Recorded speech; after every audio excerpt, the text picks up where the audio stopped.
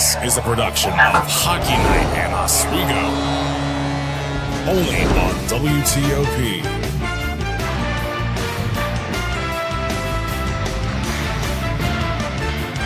Hello and good evening and happy homecoming as the Lakers return to the Deborah F. Stanley Arena after a couple games away. Welcome to the Perch, and we are just 30 minutes shy of our matchup against the Anna Maria College AmCats. I am joined by analysts Kenny Gerard and Alex Brooks. I'm Kaylee Richmond, your host for the evening.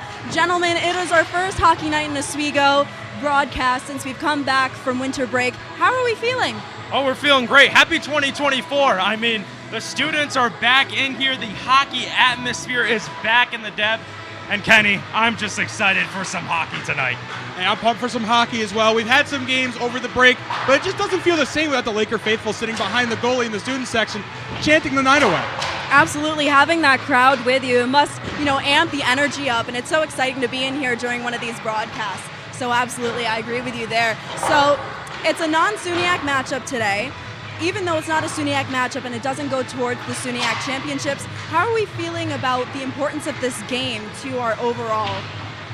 Yeah, I mean, Oswego is facing a team that's fairly new, a team that's doesn't really have a lot of experience in conference play. They're not even in a conference.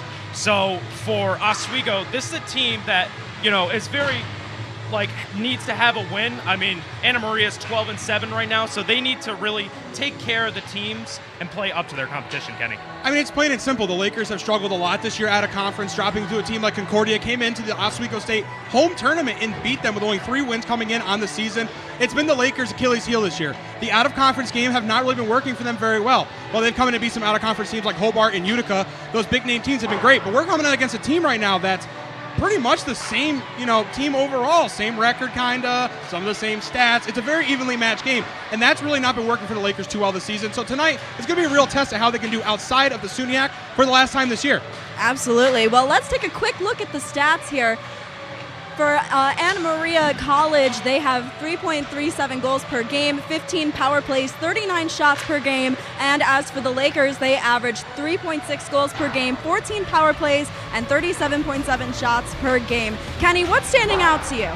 Well, I mean, it's kind of like what I just said. They're very evenly matched. 3.37 goals per game, 3.6 goal per game to the Laker. It's a very, very, very, very, very close matchup.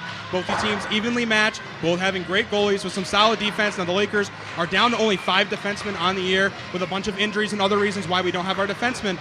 But, we have the better defense overall than Anna Maria, but Anna Maria, they really have that strong offense that can really get you if you just fall back just a little bit.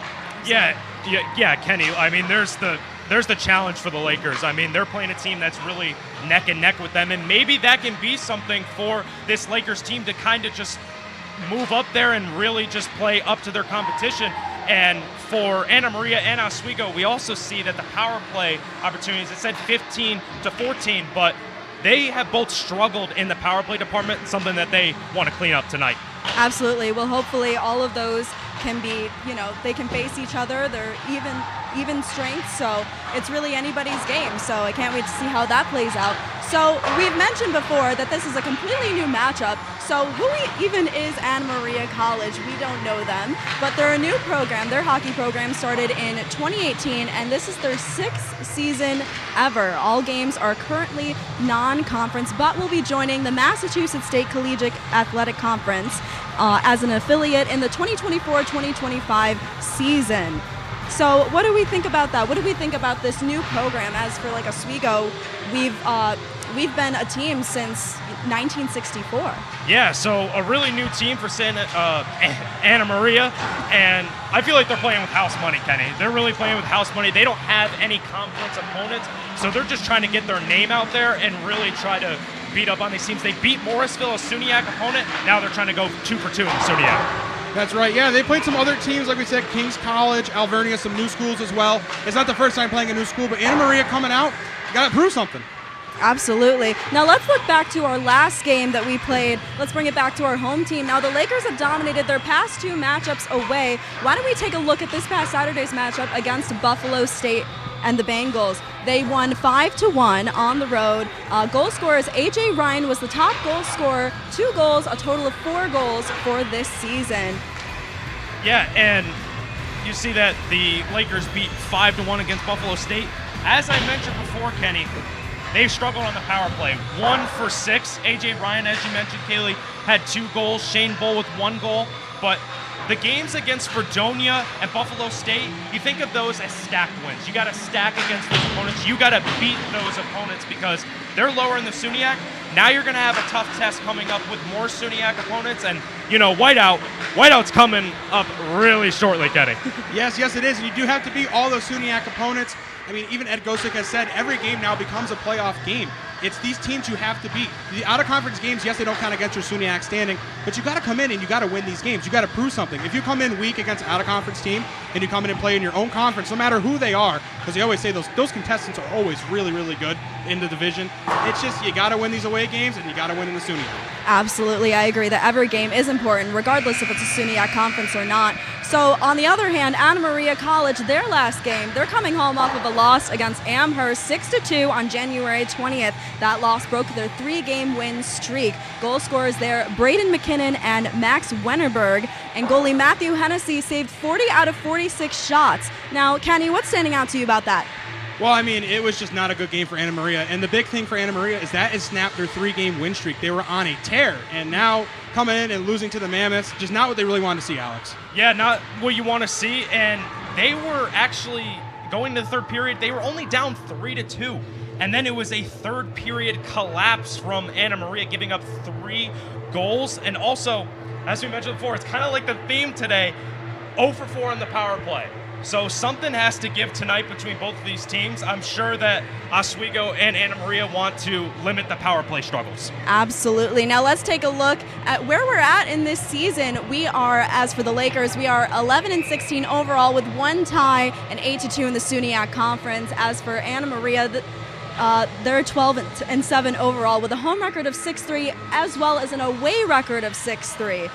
As we said before, it's anyone's game. Now, any reactions to that record? Yeah, so starting with Anna Maria, I'll let you get Oswego. I'll start with Anna Maria. As you mentioned, home and road records, they're both even, 6-3. So they really have no disadvantage when they're either playing at home or on the road, and that can be something that you can see out of your team, be like, I can play anywhere. If I'm on the ice, I am as good as any opponent that I go into. Right, and you got to say Oswego now 11-6-1, looking at the 12-7 team. Even records, like I've been saying all day long. It's a very, very close matchup, and this is where the Lakers have tended to struggle all year long. It's these close opponents that maybe they should beat that they don't beat, and it's a prove-it game for them. This is their last out-of-conference game before the rest of the SUNYAC playoffs. If they want to make any sort of run towards the NCAA, they have to be out of opponent teams. Absolutely. Well put, Mr. Gerard. Now, when we come back, it's Employee Appreciation Night, and we'll recap the games that you may have missed over the break. Don't go anywhere. We'll be right back.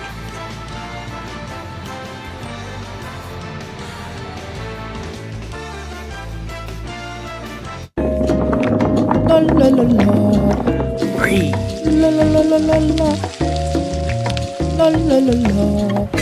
Breathe.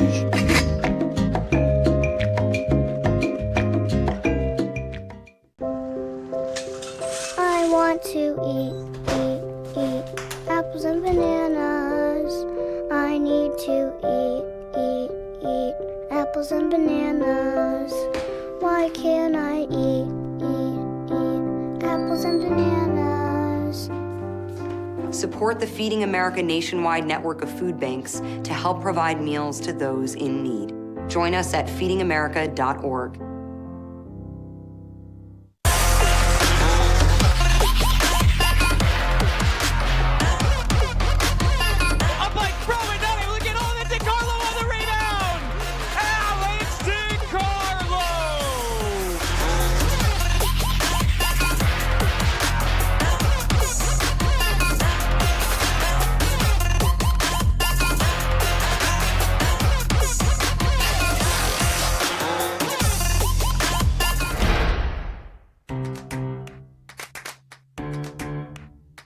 We'll deep dive into our feelings in our Real Talk segment. Stay tuned because it's about to get real.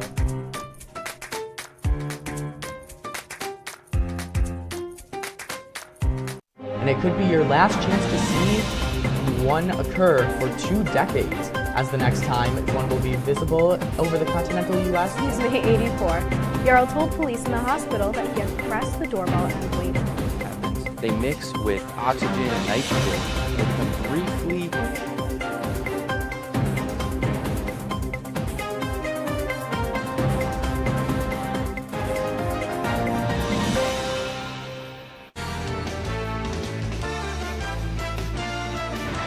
Welcome back to Hockey Night in Oswego. I'm your host, Kaylee Richmond, joined by Alex Brooks and Kenny Gerard here. Now, gentlemen, it's Employee Appreciation Night here in the DEB, and we're so grateful for all the faculty and staff and professors that do everything they can to help us Lakers succeed in the real world.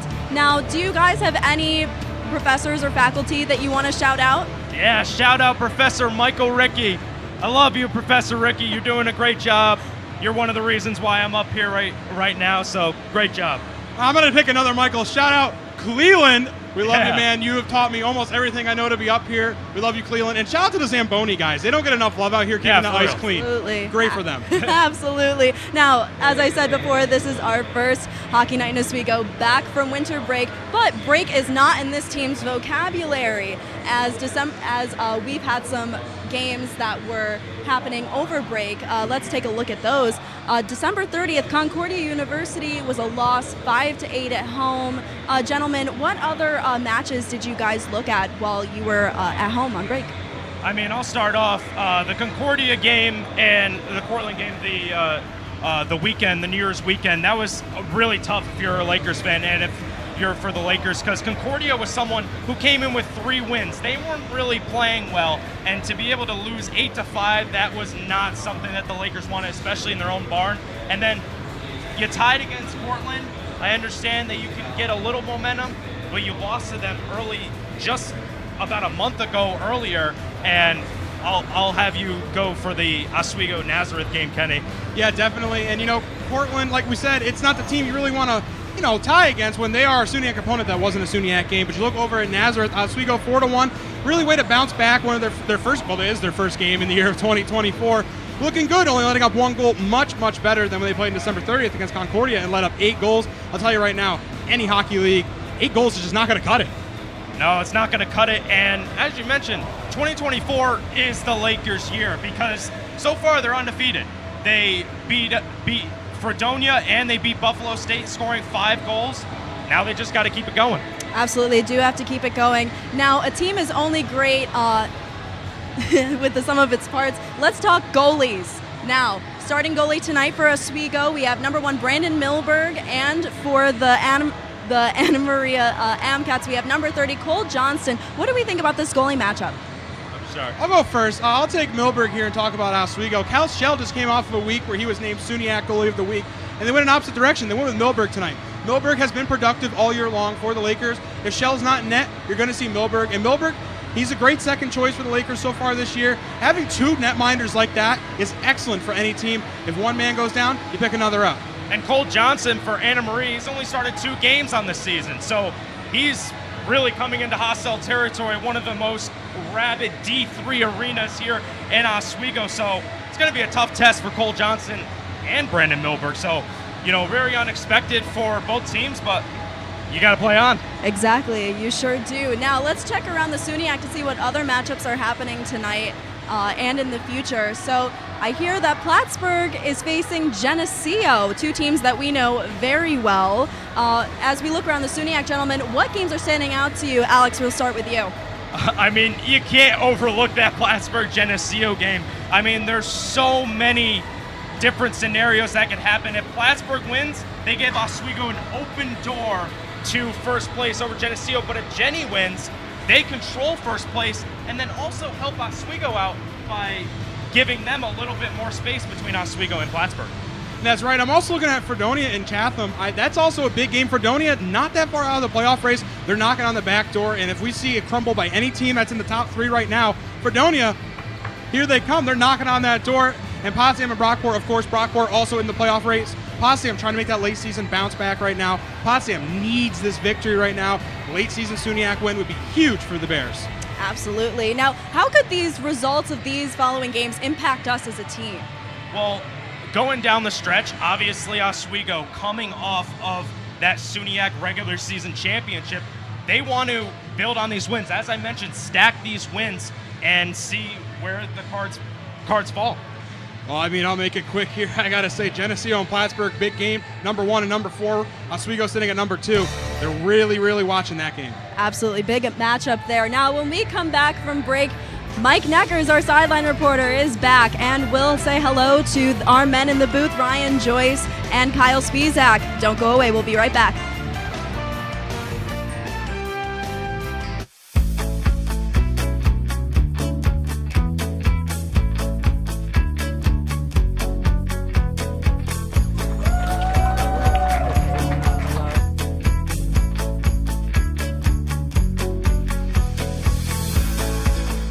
Jill told me it was Kitty from Glee. Yeah, what is it? Al Roker.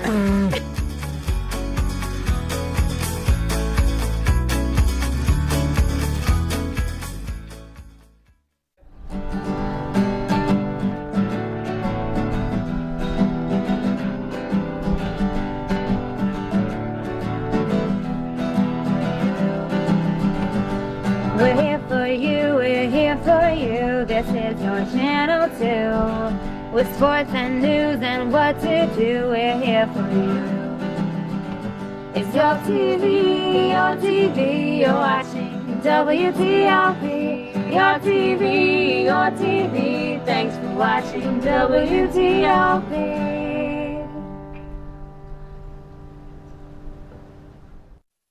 What's going on? Yeah, we go on at like 11:30. It's like No. What do you mean no? It's 10:30. 10:30? Matt, it's 10:30. What do you mean it's 10:30? Hey, don't touch that. That's my ladder. Hey, man. Whoa. You know this book was already discounted 10%? Wow. Get a close up of that one. Matthew, Look at that. Can we go back inside? I want to sleep in the studio again.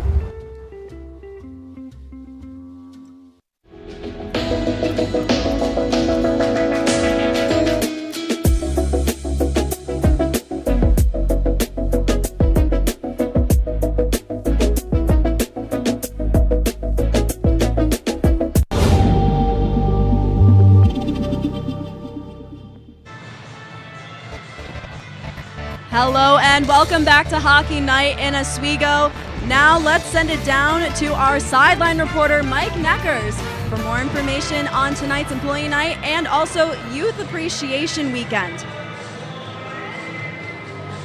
Thanks, guys. We welcome you back to the Deborah F. Stanley Ice Arena, where for the first time since December 9th, the Laker fans are back in full force. But that's not the only thing going on tonight, because it's also Employee Appreciation Night and Youth Hockey Weekends. We can see over here to my right. There's a lot of nice little kids over here who are really excited for this hockey game tonight. We'll have more on all the upcoming events later on tonight, but for now, that's all I've got for you. From WTOP 10, I'm Mike Neckers. Back to the perch. Thank you, Mike. Now let's send it over to our booth with Ryan Joyce and Kyle Spizak. And thanks, Kaylee. Tonight we have a big matchup between Oswego and Anna Maria, as it is the first game back with students in the crowd. And this game, although it's not conference, there is a conference game tomorrow against Morrisville, Ryan. And talking a little bit about the SUNYAC standings, every game really matters at this point. I mean, this has been a great conference all year so far. Every game's going to matter here going to the end. I mean, look at the Oswego road going forward. Got to play Jenny on the road February 3rd, and then they have Plattsburgh February 10th at home. Obviously, the whiteout game. Cortland's going to be a big game the week after that.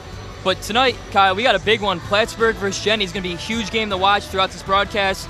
Everybody's within striking distance. Non-conference Oswego hasn't been the best, but in the conference, they've really kept it close, and it's going to be a really important game going on down the stretch here.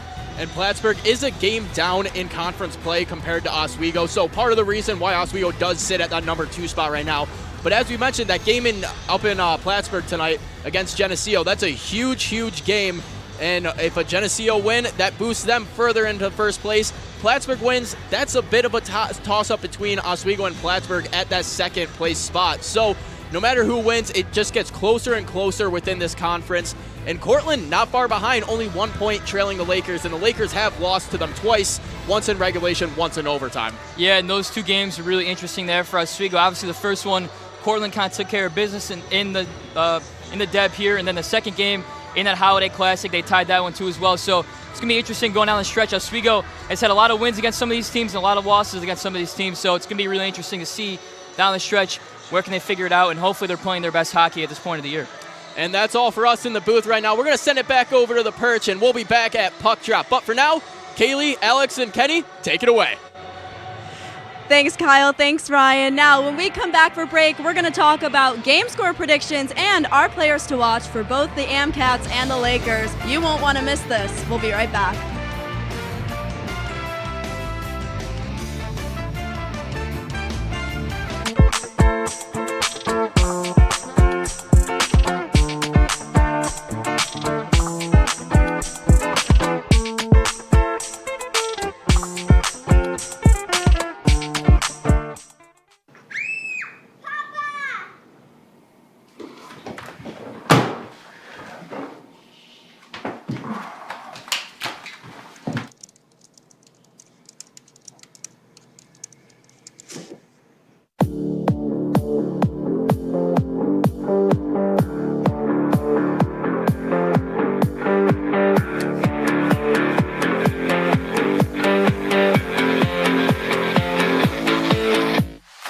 Say, President Stanley, whenever there's bad weather, who would you turn to? I'd turn to Storm Team 10. No, but you've got to say it like this. Storm Team 10. Say it with me.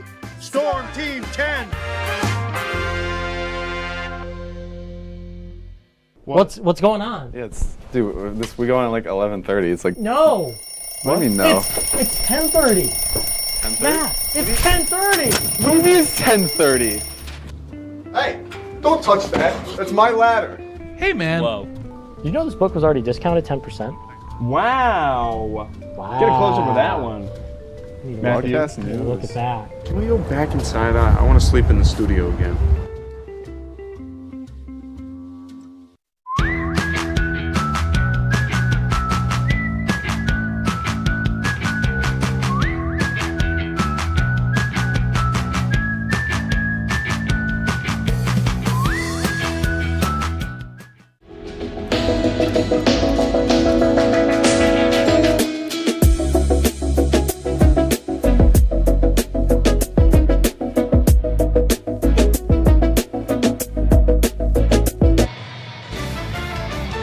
And welcome back to Hockey Night in Oswego. Now, before we start the game, let's go with some players to watch. Kenny, we'll start with you. Well, forgive me, Anna Maria, I want number 18, Braden McKinnon, 16 points on the year, the point leader for the team, 11 goals, 5 assists, and he has a game winner so far this season. Now let's take a look at the Lakers for Oswego. Give me number 91, Brett Fudger, coming off a lower body injury, scored a goal in his 4th game back against Buffalo State. He's 1 for 6 in the season. Give me Fudger to get back hot today. All right, for my Oswego player to watch, I'm going to go with Brandon Milberg, the guy in net. He's taking over for Shell. He has a 238 goals against average and a 907 save percentage. He's going in for the goaltender of the week, and he's going to put on a great performance. And then for Anna Maria, we're going to put Derek Raposo. He's been a consistent starter all season, 19 games, 14.6 goals on the season. Kaylee? All right, for Anna Maria, give me Guillaume Colombe. He contributed to the recent win against Riviere, scoring 2 goals. And for Oswego, give me number 76, Brock Krulicki, staying on the newbie trend for Oswego. I mean, he had some assists and goals between these past couple of matchups, so I'm looking forward to seeing what he'll do today. And now let's go right into our game score predictions. Kenny? Brooks, you go first. All right, well, I'm going to pick 3-2 for the Oswego Lakers. They are going to get back in the win column, and they're going to win. Well, Brooks, I really hate to do this, but their out-of-conference struggles will continue. Give me the Amcats 4-2 to claw in a victory tonight. All right, well, I'm just going with the gut instinct here, and I'm going 5-3 Lakers. And that will do it for the pregame show. We'll be right back here for our intermission report after the first period. Don't go anywhere. You're watching Hockey Night in Oswego. What's going on? Yeah, dude, we go on at like 11:30. It's like No. What do you mean no? It's 10:30. 10:30? Yeah, it's 10:30. What do you mean it's 10:30? Hey, don't touch that. That's my ladder. Hey, man. Whoa. You know this book was already discounted 10%? Wow. Wow. Get a close up of that one. Broadcast news. Look at that. Can we go back inside? I want to sleep in the studio again.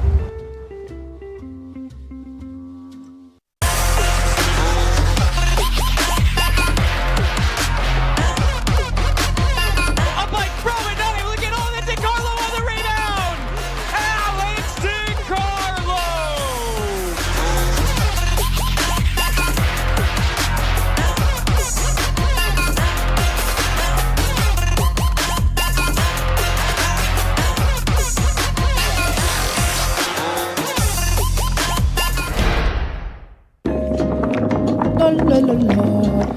Breathe. La la la la la la. La la la la. Breathe.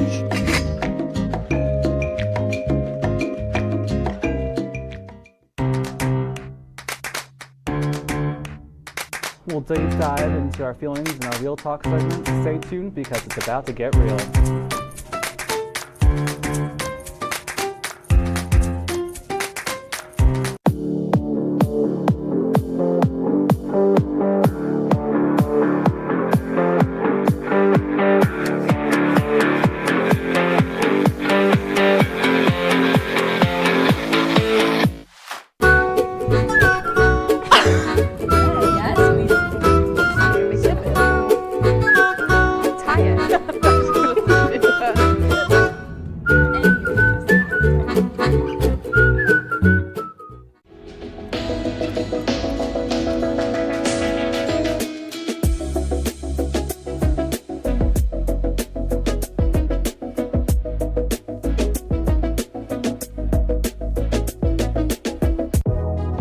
Welcome back to Major Discussions.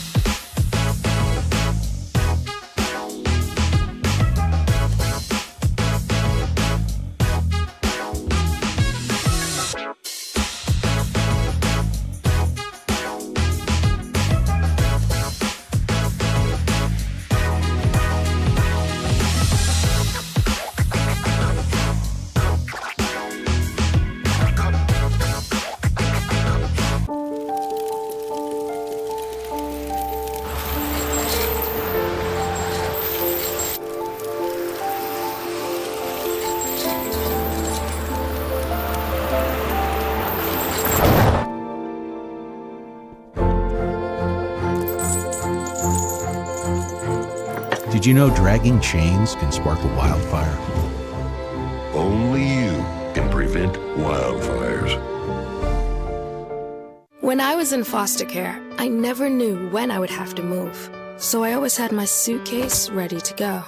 Then one day, I was adopted. My new parents opened their hearts and home to me. My parents cook my favorite breakfast for me every morning. My parents take me on trips I never thought I would go on. They gave me a home and an even better reason to use that suitcase. My parents aren't perfect, but they're perfect for me. Hey there, I'm Al Roker, class of 76. Yes, way back in 76. Back when the earth was cooling. You're watching WTOP.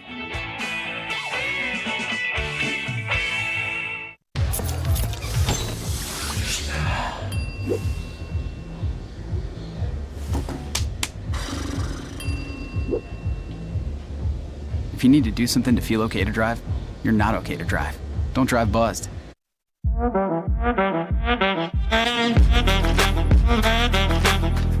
Shine on that boy. Look at the bling. Look at do we got a diamond tester on?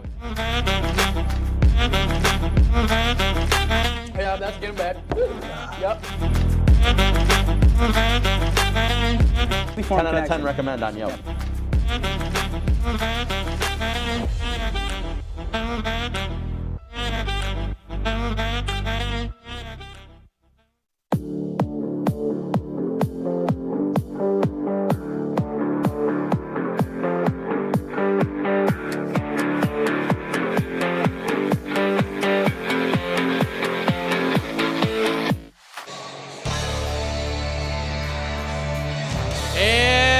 Welcome back into the Deborah F. Stanley Ice Arena for Oswego State Lakers hockey versus the Anna Maria Amcats.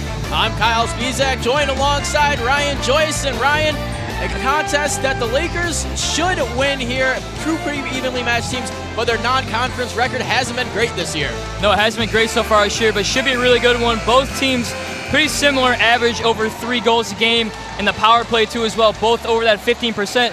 So two teams pretty similar, should have a good one here in the Deb, and everyone's excited. Students are back, and they're ready for some Oswego hockey here on Friday night. And right off the faceoff, Ana Maria is going down into Oswego zone. Picked up by Francis, but he's edged down in the corner by Columbe. Tossed back down, looking for Columbe, but it gets intercepted by Warmoth. Warmoth cross ice, finds Grimshaw. Grimshaw coming across the neutral zone now. Head passes up to Simon. Simon's trying to get something, but it gets tipped away into the corner by Baker before he takes a big hit. Picked up by Grimshaw at the point. Shot down on net, just a bit wide. Picked up back behind the net by Pierce Baker. Again, he's going to rim that one up the board to a winger, trying to find the middle in Della Polera. Della Polera kicks it off to Columbe. Columbe now tied up alongside the board. He's going to toss that one behind the net, picked up by Francis. Francis start and stop, gets going. He gets it over to Warmoth. Warmoth up the boards, up to Ryan. Ryan trying to get the red line and dump something in, but it gets intercepted by Gilbert. Going back down in Oswego zone. Now Milberg comes out to play that one. He's going to toss it up high off the glass, wraps it around. Chipped back down in by Ana Maria. Back down behind the net now. Frederick has it. He's trying to poke it in front of the net, but it goes off a few Lakers. Skate back in front for Milberg. Milberg takes a shot or two. He stops them both. Francis now with it at the circle. Trying to get it out now is Shane Bull. Shane Bull leading the Lakers this season by a large margin. 31 points on the season, trailed only by Tyler Flack at 25. Bolin in the last few games. He's on a 10-game point streak right now, as is Flack, as goes up to Flack at the blue line. Flack trying to look back door, trying to find a streaking Connor Gato, but it gets intercepted by Nash. Nash with it now at the high circle. He's going to throw that one down on net. Milberg's easily going to cover that one up, and we'll have a stoppage of play. And so far this season, Kyle, two goalies, Cal Shell and Brandon Milberg, two guys that kind of started slow to the year, but now they're kind of in that mid-season full form. They're doing really well so far, and great start here so far. Ana Maria is trying to be really aggressive in the offensive zone, really attack and press in that neutral zone, and so far Oswego off to a great start here on the defensive end.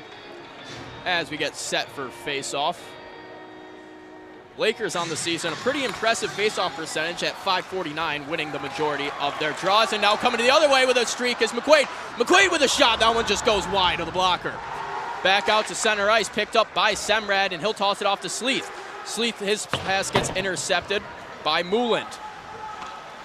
Back down in the corner, Semrad's going to flick that one high up, tries to get Sleeth moving down the ice, but it's intercepted and turned around and into the bench of the Amcats. So we'll have a face-off at center ice. It's so far, Kyle, really quick game so far. I mean, McQuaid got that one, had a chance there, was zooming down the ice, couldn't get the one to go there, but like you said, this is a game where both teams are pretty similar in terms of the stats, so you assume today it's going to be a big neutral zone fight, and a lot of teams, these two teams are going to have to fight for the puck at every possession. Face-off won by the Amcats. Back to their defense, trying to chip that one down in, but it gets stopped. Picked up by Addison now. Addison, he's getting a heavy rush. He goes down from a hit on Carpenter. Carpenter now dishing it back behind the net. Going down on the other side to pick that one up is Rocco. Back down behind the net, picked up by Addison. Addison gets pinned to the boards by Freiberg. Puck loose in the near side corner. Semrad drops back to pick that one up. He's just going to rim it around the far side. Raposo picks it up on the other side. Tries to get a shot off a net, can't get through traffic. Picked up now Semrad. Semrad gets Sleeth. Sleeth, it's just him and the goalie. Sleeth with a backhand shot, and that one's stopped away by Hennessy. Back down in the corner now, Rocco with it. He's going to try to move it back behind the net. Gets pinched off, and it's picked up by Ana Maria now. Coming the other way now is Della Polera. And an offsides call will be made there. Poking a little offsides was Braden McKinnon on the rush. The Lakers escape a rush there after getting a great chance for Connor Sleeth, Ryan. And that was a great opportunity. Great pass up into the offensive zone, but Matthew Hennessy is going to be a tough guy to get the puck against. Freshman this year. 93% save percentage, so a guy that Oswego's really going to have to pick their corners, pick their spots.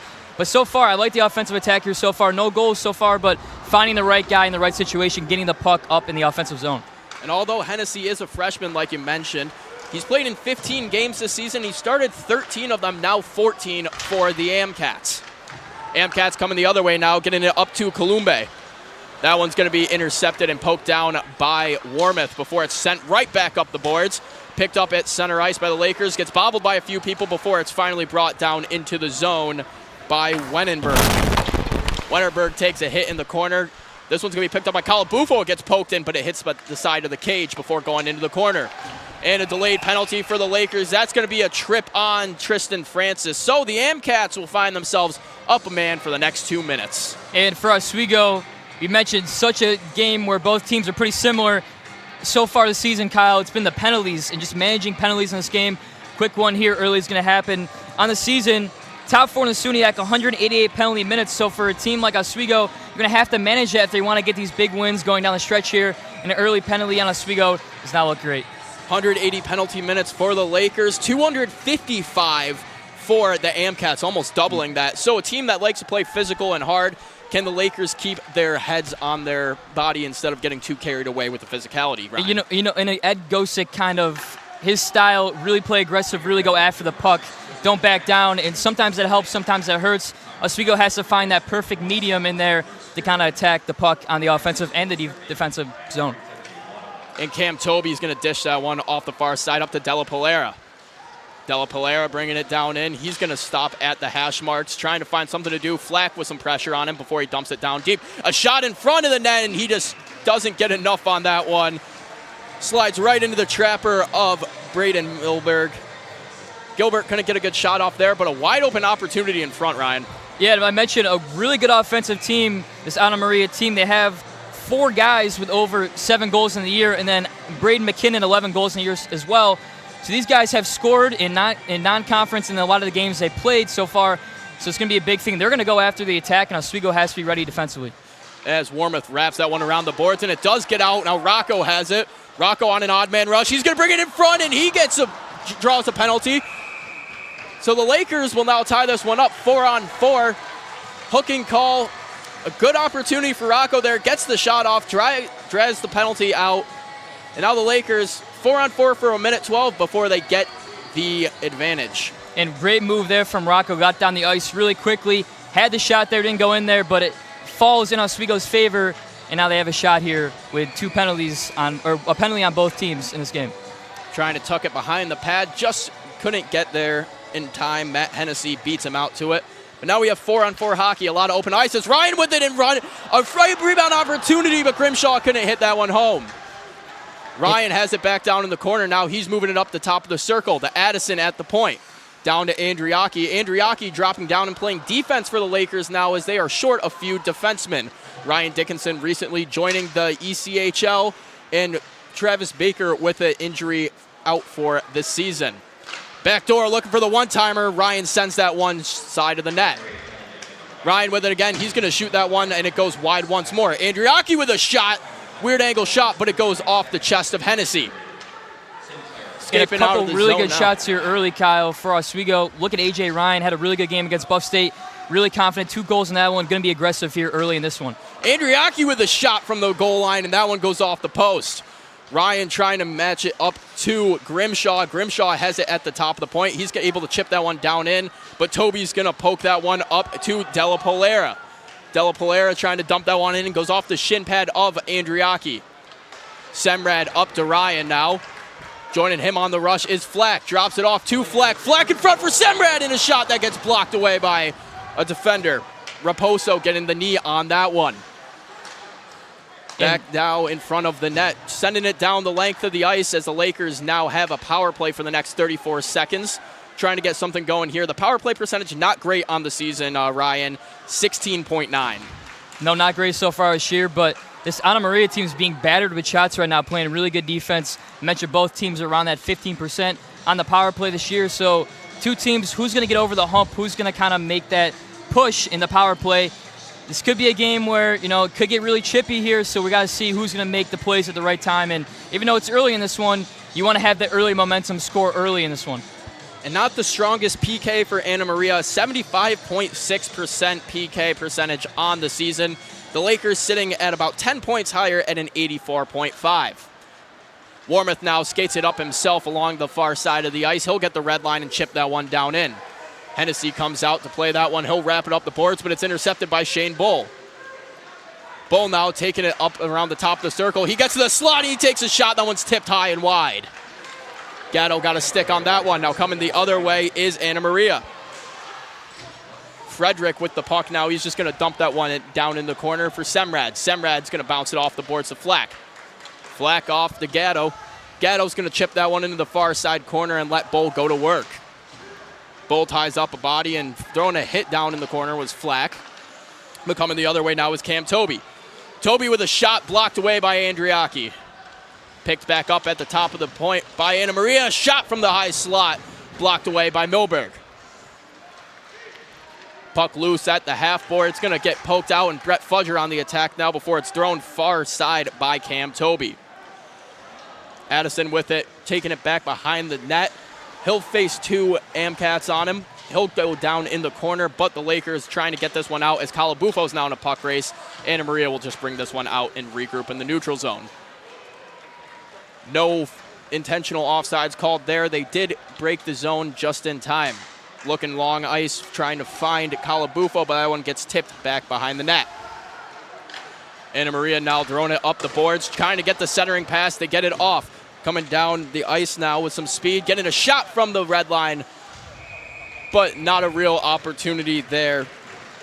A low shot percentage from Matt Gilbert, but it's a shot on the board nonetheless, which Anna Maria, 9 shots opposed to the Lakers 4. And yeah, so far for Oswego, the defense has gotten better every single game here, Kyle. They're really in a good unit. They've thrown a lot of different guys out there. You mentioned the departure of Ryan Dickinson. You got to find some holes for some of these guys to fill into. So far, everyone that's come in the game has played really good defense, and keeping Anna Maria off that offensive zone so far has been great. McQuaid pressure in that one, but it gets back in Oswego's zone from Baker. Baker picks it up once more, chips that one down into the corner. Frederick on the attack. Francis will pick this one up back behind the net, and Francis throws it up to Rocco. Rocco can't handle that one, goes back into the Lakers zone. Francis cross ice to Sleeth. Sleeth pauses for a second, evaluates what to do, brings it down. Looking back door for Rocco. Rocco wasn't there in time. Back to Sleeth behind the net. Sleeth pauses, trying to do something with it, banks it off the cage, gets it back to himself before it gets intercepted and turned around by Perillo. Perillo on the forecheck now. He's got Semrad facing him with the puck. Up in the corner, tossed up to the point now. Sinclair. Sinclair gets it over to Toby. Toby trying to get a shot off. Moulin's going to pick that one behind the net. Back down to the corner, a shot opportunity in front for Anna Maria, but that one's going to go in the corner.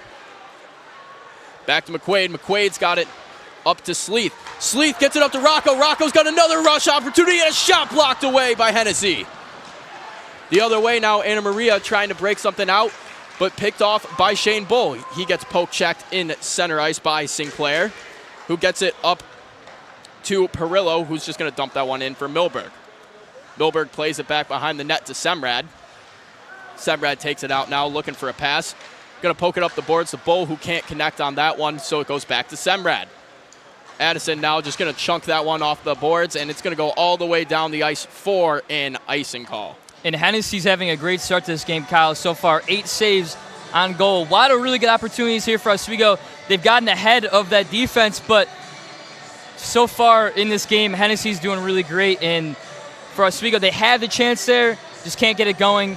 And Hennessy, great start and a great young player for this Anna Maria program to have, only a freshman, having a really good start to this game.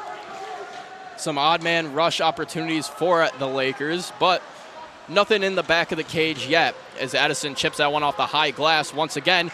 And a pick move gets counter smart. The puck in the middle of the ice, a shot from the slot. But that one goes straight into the chest of Hennessy. An easy routine save for him. And defensively, the name of the game here so far, both teams are kind of locked in. Mentioned a lot of opportunities here for Oswego, but it seems like Anna Maria is kind of seeing everything on the ice right now and knowing where they're going. And for the Anna Maria offensive zone, they did a little bit better on their side of the ice in the offensive zone, but they got to get it going more, go more to their playmakers, of McKinnon and Colombe as well, too. And a face-off infraction, whistle blown. So ref coming to warn them, do not infract in on the face-off circle. Grimshaw on the draw. He'll lose this one, but it gets poked by Simons. Grimshaw with it in front. The puck's bouncing around. Ryan collects it and brings it back up to the point. Warmoth with it now. He'll get a shot off, and that one goes into the chest of a defender. Toby coming with it the other way now. That one's going to bounce off an Oswego stick. No icing call. Warmoth centering pass up to Grimshaw. Grimshaw sauces this one up to Ryan, who does an in-and-out move, gets a bit of time. Ryan with a shot, but he sails that one high left of the goal. Grimshaw picks it back up, gets it to Francis, who's just going to chip that one on the backhand down in the zone. Raposo with it in the corner now. He's got time to move the puck, but he loses it, and it's picked up by Krulicki looking for Grimshaw in the slot, but he wasn't there in time. Grimshaw bringing it up the boards now, drops it off for Andriaki, who's going to try to chip that one back down in, and that one goes off the high glass. Krulicki with it now, gets poked away into the corner, picks it back up at the high circle. Frederick's going to intercept that one, and going the other way now is Anna Maria. Chip pass off for Matt Gilbert. Gilbert with a shot opportunity from the circle. That one's shut right down by Milberg. And that was a great pass there for Anna Maria, but just couldn't get it going. But Kyle, I kind of want to mention it. We got a great crowd here in the Deb tonight. A lot of students that have come back for their first week of the spring semester, and a lot of young kids here too as well, having a good time. So great to see this place packed again. And the Lakers doing a promotion tonight where if any kids were wearing a jersey of their hockey team they play for, they would get in for free. So good way to get kids more involved in the game and keep them around the Oswego community. Hey, not a bad promo. And where else would you want to be on a Friday night except in the Deb? This is a great spot to be in. An Oswego team fighting for a potential top seed in that SUNY conference. So they're fighting, and these are crucial games. So great season so far for Oswego, and these are big games that the fans want to watch and enjoy. And much like last season, the SUNY really wasn't determined who won it until the very last week of conference play, where the Lakers ended up taking that #1 spot. So lots can change in the remaining few weeks of the regular season before we get to that playoff time of year. Coming up now, Andriaki has it. Moves it over to Calabufo. He's got space on the wing. Calabufo moving it down the near side wing. He's going to get stopped by Toby. Krulicki takes a hit back behind the net, but it's picked up and thrown in front for Calabufo. A shot! And Hennessy slides over and blocks that one down. What a pass there behind the net. Calabufo had a great opportunity. Hennessy played that perfectly. He's been playing great so far in this game. And Oswego, so many close chances here, Kyle. Just not getting it done. And Hennessy, what a play there on the defensive end. And this seems like a game. Defense is going to be huge on both sides. Who's going to take over offensively? Haven't seen it yet, but a great opportunity there for Oswego, squandered by the great play of Matt Hennessy. And Anna Maria, a fairly new program, only in their 5th year of play right now. Not in a conference at the moment, but next year they will be joining the MASCAC. Is coming down, Warmoth trying to battle with Columbe, but it's going to be picked up by Della Polera. Della Polera faces a few Lakers, loses the puck, and it's free in center ice again, picked up by McQuaid. McQuaid has it now. He's trying to split 2 defenders. He'll get it over into the corner and trying to find McQuaid back in front, but that one's just going to go off the pillows of Hennessy. Warmoth gets it poked back to Francis. Up to Sleeth. Sleeth gets it to Warmoth, who's going to drop it off for McQuaid again. McQuaid, a high slot shot. That one gets paddled away. Behind the net now, picked up by Raposo. Raposo going to backhand chip it down the ice. Try to free out of their own zone as Addison picks it up in the Lakers zone. A delayed penalty on Anna Maria, so the Lakers will pull Milberg out as Gatto takes a tumble down in the corner. And delayed penalty call. It will be a delay of game penalty on Anna Maria. But we're going to throw it down to our sideline reporter, Mike Neckers, to get a closer look at the crowd and what's going on around the stands. Mike? Thanks, gents. It's been a rough game down here so far. Lots of end-to-end action, but no goals so far. We've seen Hennessy time and time again holding up strong in the goal as we hear the Lakers being nice and loud in the crowd. It's been a great game so far. Plenty more to come. Spizak, Joyce, back to you. And thanks, Mike. As the Lakers get ready for a face-off here, Shane Bull taking the draw for the Lakers. This one's won back by Anna Maria. The face-off battle been pretty even so far in this one, Joyce. Yeah, been pretty similar. You mentioned both teams on that similar type of stats there, but so far for Anna Maria, Oswego's done a great job on their defensive side, not letting them get any offensive, time in their zone on the offensive side. And Oswego's pretty much taking it over here offensively in terms of getting a shot in the back of the goal. Not much yet, but as we get one there, Kyle, jinxing myself there, but what a goal there for Oswego and a great start. Had a lot of shots battering Hennessy, but finally get one to go. Great shot there from Oswego. And who else but Tyler Flack? That's his 26th point on the season, 12th goal of the year, and he extends his point streak to 11 games now on that one. And Tyler Flack so far this year, really been the number 2 guy there behind Shane Bull, one of the best offensive tandems in the SUNY and in Division III hockey. Great shot there. Went on the left side, got a nice little spot there, and Oswego hoping to get that momentum. A lot of shots on goal, trying to get more to foul, but they get that 1-0 lead. Huge here for momentum in the Deb. Flack bringing it out to the center of the circle and shooting it short side right below the blocker, extending the lead for the Lakers now 1-0. As Grimshaw has this one on the near side boards, brings it towards center ice more. Grimshaw breaks the blue line, drops it back to Simons. He's going to dump this one down back behind the net, picked up by Anna Maria, trying to find Kulumbe on the far side, but that one goes too far. It'll be icing back to Anna Maria's zone. The faceoff will return. And that's a great goal going back to that for Oswego. AJ Ryan and Matt McQuaid and Rocco Andriacchi all have 3 shots on goal so far, so a lot of guys have been going towards the goal with their shots so far, but finally get one to go is huge here for Oswego. Tyler Flack, get that momentum, one of the leaders here for Oswego, set the tone in the Deb. And Gatto gets an assist on that goal as well, his 11th assist of the year, and now he has a 6-game point streak as well. And this team hoping to get everything going at the right time. You want to get hot at the right time. The hockey season is a long season. You want to get hot towards that playoff time, towards the end of the season. Hopefully for Oswego, this is their swing here. As Bull tries to jump back and get a shot opportunity off there, but he gets tied up by the body. Semrad with it now at the high slot, drops it off to Bull in the corner. Bull brings it up to the point, and Addison with a shot attempt, but he whiffs on that one. Picked up by Smart down in the corner, trying to chip it up and around, but he gets taken down by Justin Taylor. Arcan battling along the boards with it. Smart's trying to pick it up, but it gets fed up the boards. Addison now takes a tumble, but he manages to keep that one in with his elbow as he's falling down. And a delayed penalty is going to be called. It appears to be on Anna Maria. As going to the box now will be Justin Taylor. And an Anna Maria team as well, they have 255 penalty minutes too. So they're a team that also play really physical. And so far we've seen it here, Kyle. Penalties on both sides have been crucial so far.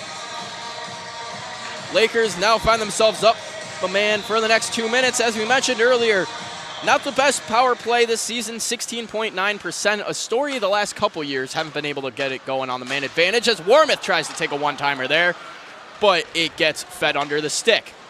Coming the other way now, intercepted by Francis, dropped back down to Warmouth. The captain stalls behind the net before he starts getting things going. He'll skate it up himself a little bit before dishing it up to Flack. Flack on sides and not on sides. Gatto towed over the line a little too early, so that one's shut down. Lakers will have to go back to a face-off at the near side circle in the neutral zone. And Kyle, you mentioned a lot of different, lines here tonight, a lot of different guys stepping up, stepping down too as well. But every guy that's come in here so far has played with that same intensity on the Oswego side. And so far, nothing really going here for Anna Maria. Oswego's done a great job keeping it out of their offensive zone, and Millburg not having to face a lot of shots here so far. And a new look on the power play. Grimshaw, Ryan, and Simons. The first line for the Lakers coming out for this power play. Ryan now with it down in the corner. He wraps it around the boards to Grimshaw. Grimshaw fades on that one, but Addison comes down to poke and keep it alive. Simons grabs the open puck. Back to Simons. Across the ice to Krulicki. Krulicki backdoor shot. That one goes off the pads of Simons. Shot out, but kept in by Addison. And Addison takes an elbow to the face on that one, but no call. Krulicki battling in the corner with it. He'll get it back up to Addison at the point. Addison can't stay on his feet on that one. Loses the puck, and that one's going to be chipped out of the zone by Anna Maria. Picked up by Krulicki again, who's going to toss it backside to Grimshaw. Grimshaw with a sauce pass across the ice to Fudger. Just bounces over the stick. Warmouth to the one-timer. That one goes wide. Wrapped around the boards, and this one's going to go the length of the ice. The Lakers will have to regroup with 27 seconds left in their own zone. So many opportunities here for Oswego so far.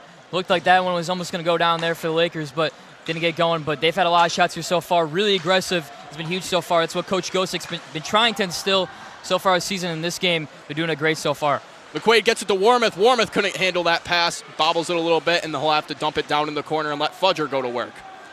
And that one's going to be sent down the length of the ice once again, and the Lakers' power play is over. Anna Maria returns to full strength as they'll change up their lines, get some fresh legs on the ice. Wormuth dumps it behind the net, looking for Francis, who was not there. He had to track back to get that puck. 4 Lakers below the goal line trying to battle out this puck as Sleeth manages to get it at the high blue line.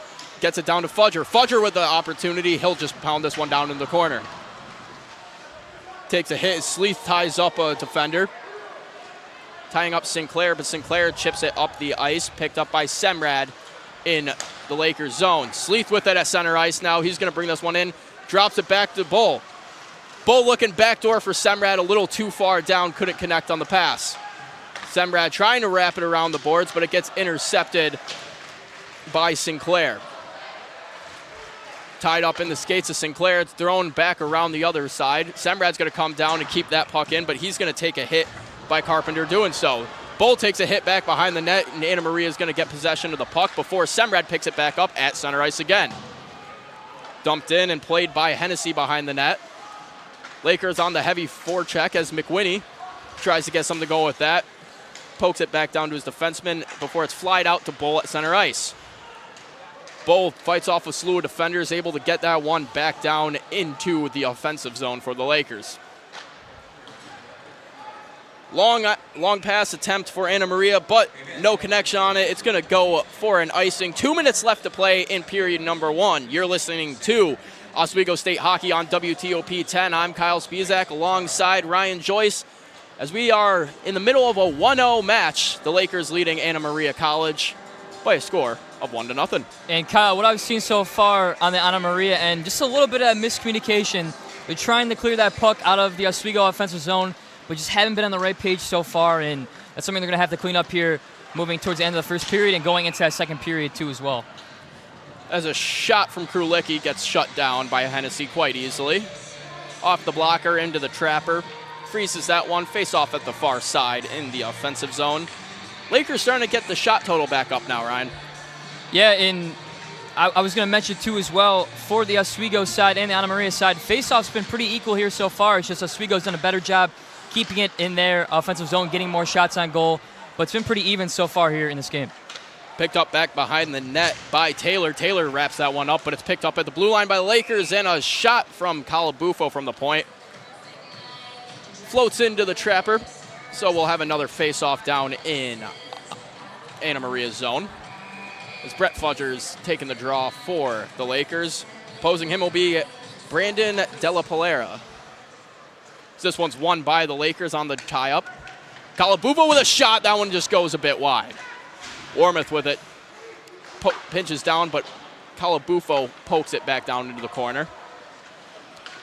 Wrapped up the boards. That one's going to go long, and the Lakers will skate this one out for an icing. 1:19 left to go in frame number 1. And Kyle, you mentioned guys stepping up for this Oswego team. Brett Fudger, a guy who's only played 6 games so far this season. He's kind of stepping up in a big role too as well. So he's been great so far for Oswego this year. A lot of guys are coming back that were injured earlier in the season and making a big step up. So it's good to see those kind of guys playing these big type of games because you're going to need it all when you go towards the playoffs. You know that, Kyle. As Grimshaw wins the draw on this one, he's trying to poke it back door, and it's loose in front. Trapped down by Hennessy. He was looking for Simon's back door. That one goes off a skate and almost slips by Hennessy, but he drops down and manages to keep that one out of the back of the net. And that was a really close one there, Kyle. That's one that Hennessy last minute kind of got to that one, but it's kind of been the story of the game here tonight so far. It's just really close there for Oswego. Just a little bit off the mark. Hennessy playing it really well tonight. Same face-off pairing. As Anna Maria's going to tie it up and win this one. Samson Mooland on the face-off win there. Up the middle.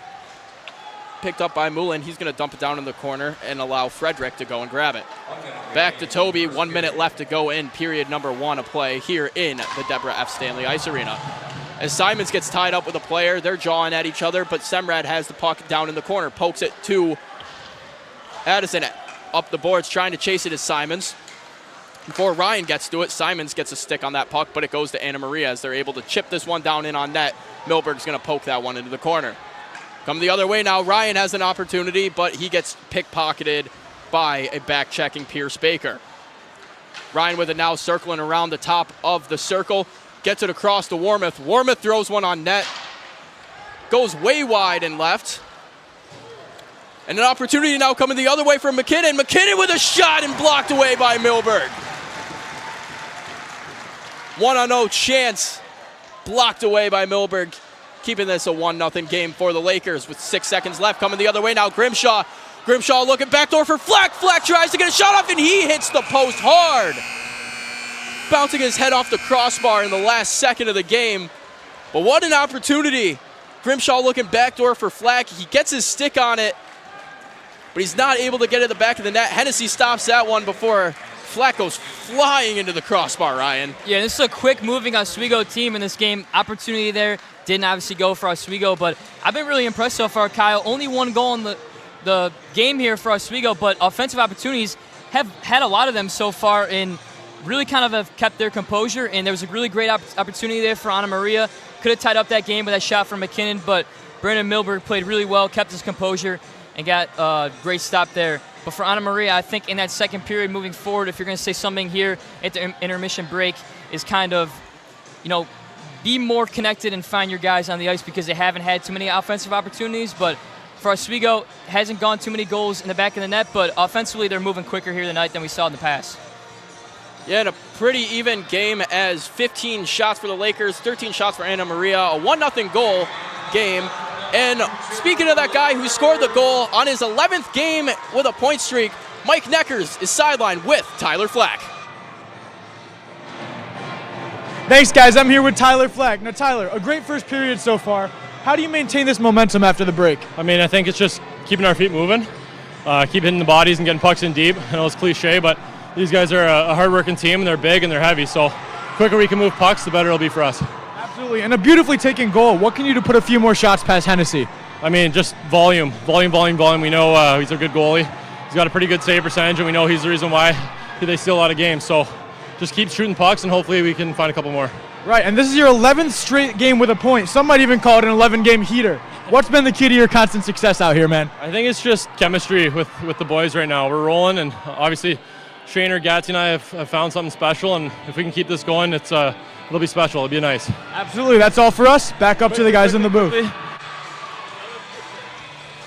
And thanks, Mike. As we get into the intermission, the Little Lakers out there playing their half-ice scrimmage. But when we return, we'll have the intermission report with Kaylee Richmond, Alex Brooks, and Kenneth Gerard here on WTOP 10.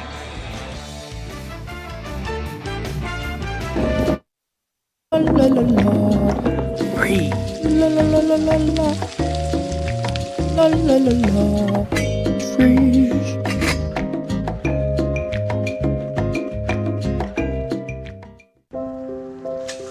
I want to eat apples and bananas.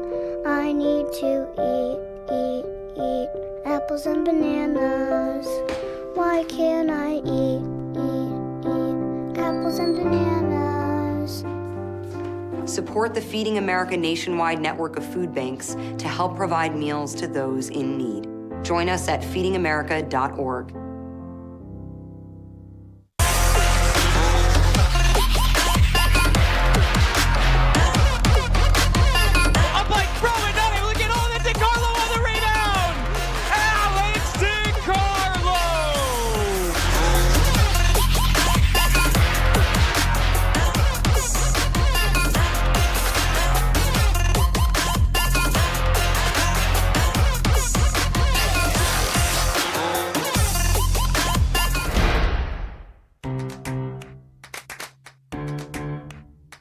We'll deep dive into our feelings in our Real Talk segment. Stay tuned because it's about to get real.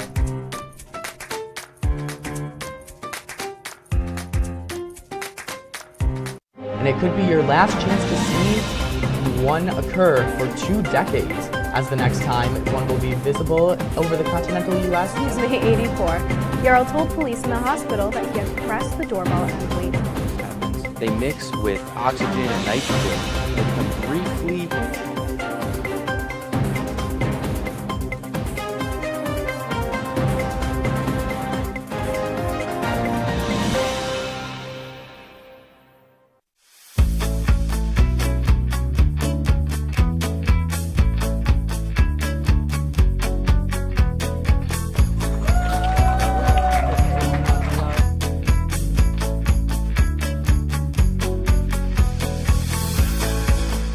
Jill told me it was Kitty from Glee. Yeah, what is it? Al Roker.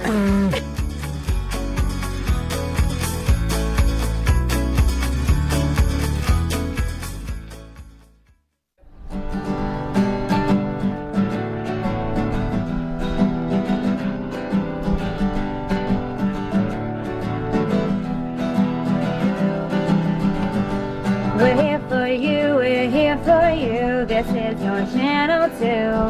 With sports and news and what to do, we're here for you. It's your TV, you're watching WTLP. Your TV, thanks for watching WTLP.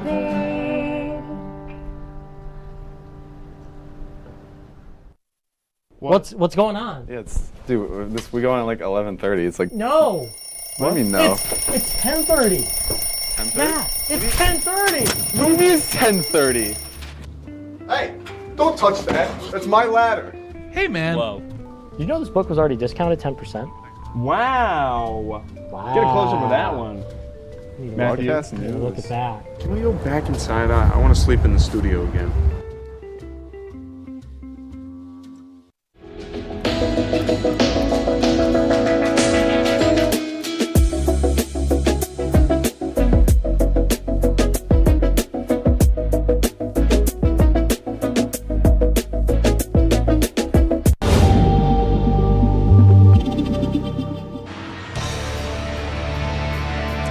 And welcome back to Hockey Night in Oswego, and welcome to the Perch's first intermission report. Did you miss us? Because we missed you. I'm your host, Kaylee Richmond, joined alongside by Alex Brooks and Kenny Gerard. Gentlemen, what a first period. Yeah, what a first period, Kaylee. A lot of physicality, a lot of action. Well, actually not a lot of action. It's only 1-0. But Oswego going in there, getting that goal by Tyler Flack on a power play goal finally for the Lakers, Kenny. Finally a power play goal for the Lakers, and there were plenty of shots to go around for everybody. 13 for the Lakers, 15 for Anna Maria, 28 total shots to start off this game. And we've seen 13-11 faceoffs. Oswego barely winning that one, and Oswego finally knocking one of the power plays. 1 for 3 so far. Yeah, 1 for 3, and for Anna Maria, 0 for 1. They just had only one opportunity for the power play, and then you look at the faceoffs. As we were seeing, your player to watch, Kenny, Brett Fudger, was taking most of those faceoffs, 13-11. So if Oswego just score a little bit more, really put the pucks in the back of the net, and it's looking good so far. Exactly. In order for that to happen, you have to have some physicality, and we definitely just watched a lot of physicality on that ice. What were your reactions towards that, Kenny? Well, I mean, you see a lot of physicality on the forecheck. You see it on defense as well. You saw a lot of guys getting shoved into the board. Even in the center of the ice, you're seeing big hits coming across.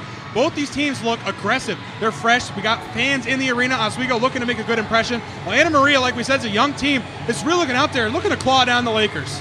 Yeah, as you mentioned, Kenny, they're trying to claw down the Lakers, and as I mentioned before, they're playing with house money. They don't have any conference opponents. They are pretty much playing with house money right now, going into this really hostile territory, really intimidating territory, and they're putting everyone into the boards and playing really aggressive. Absolutely. Now, we mentioned this a little bit earlier in our report. It's the power play action. So what were your reactions? Oswego is 1-3 in power plays, and Flack scored on that power play. What was your reaction when that puck went through the net? Well, I can't say I was surprised. I mean, Flack has been good all season long on the power play. We said Oswego's 1 for 3 in the power play. We said both teams coming in are around 60% on their power play attempts. And so far, good penalty kill by the Lakers, going 0 for 1 for Anna Maria. And Anna Maria not doing bad in the penalty kill by any means, killing off 2 of the 3 Laker power plays. But the Lakers look a little better tonight than they have all season long on the power play.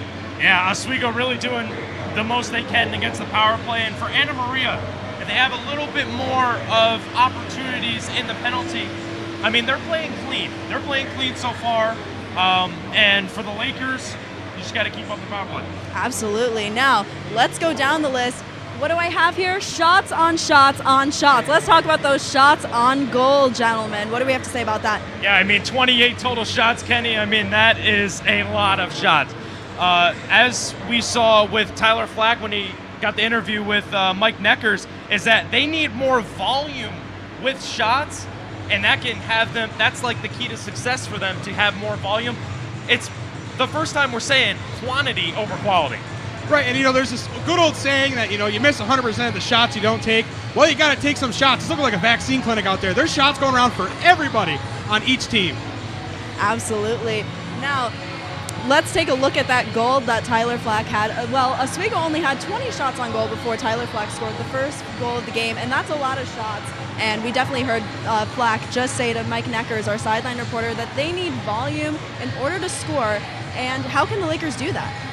Well, how they can do that is just really just keep putting the puck on, or really just going on the goaltender, really putting the aggression and possession on Anna Maria. And I mean, for Tyler Flack, able to just be one of the spark plugs for this Oswego Lakers team, really just kind of being that force for this Lakers team, really being aggressive and really someone you can rely on.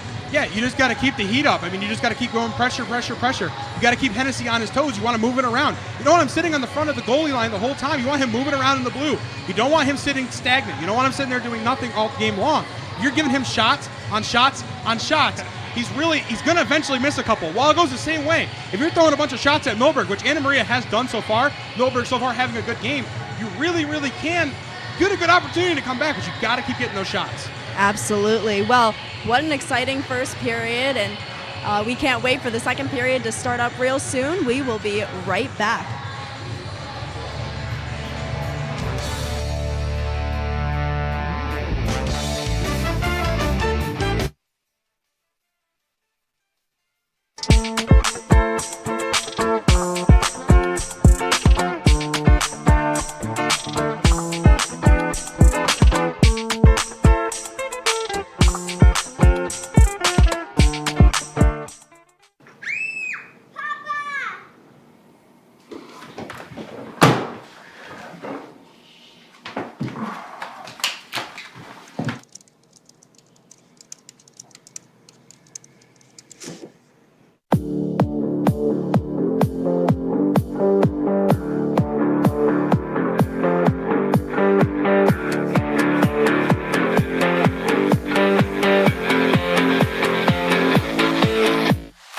Say, President Stanley, whenever there's bad weather, who would you turn to? I'd turn to Storm Team 10. No, right but you've here. got to say it like this. Storm Team 10. Say it with me.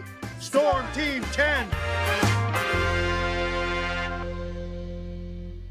What's going on? Yeah, we go on at like 11:30. It's like No. What do you mean no? It's 10:30. 10:30? Matt, it's 10:30. What do you mean it's 10:30? Hey, don't touch that. That's my ladder. Hey, man. Whoa. You know this book was already discounted 10%? Wow. Wow. Get a close up of that one. Matthew, Broadcast news. look at that. Can we go back inside? I want to sleep in the studio again.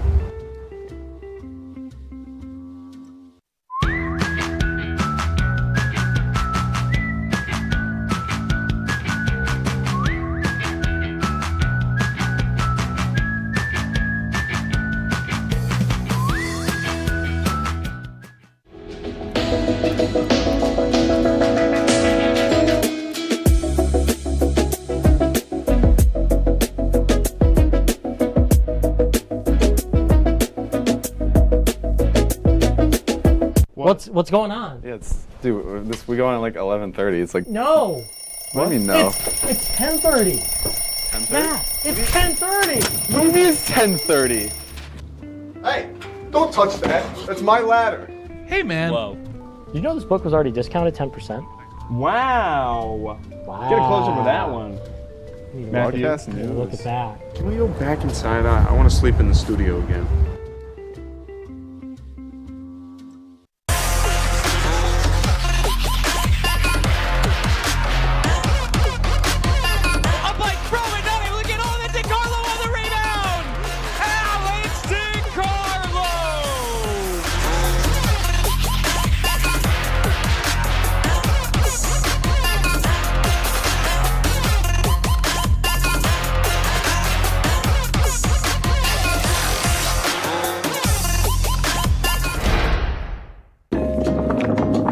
la la. Breathe.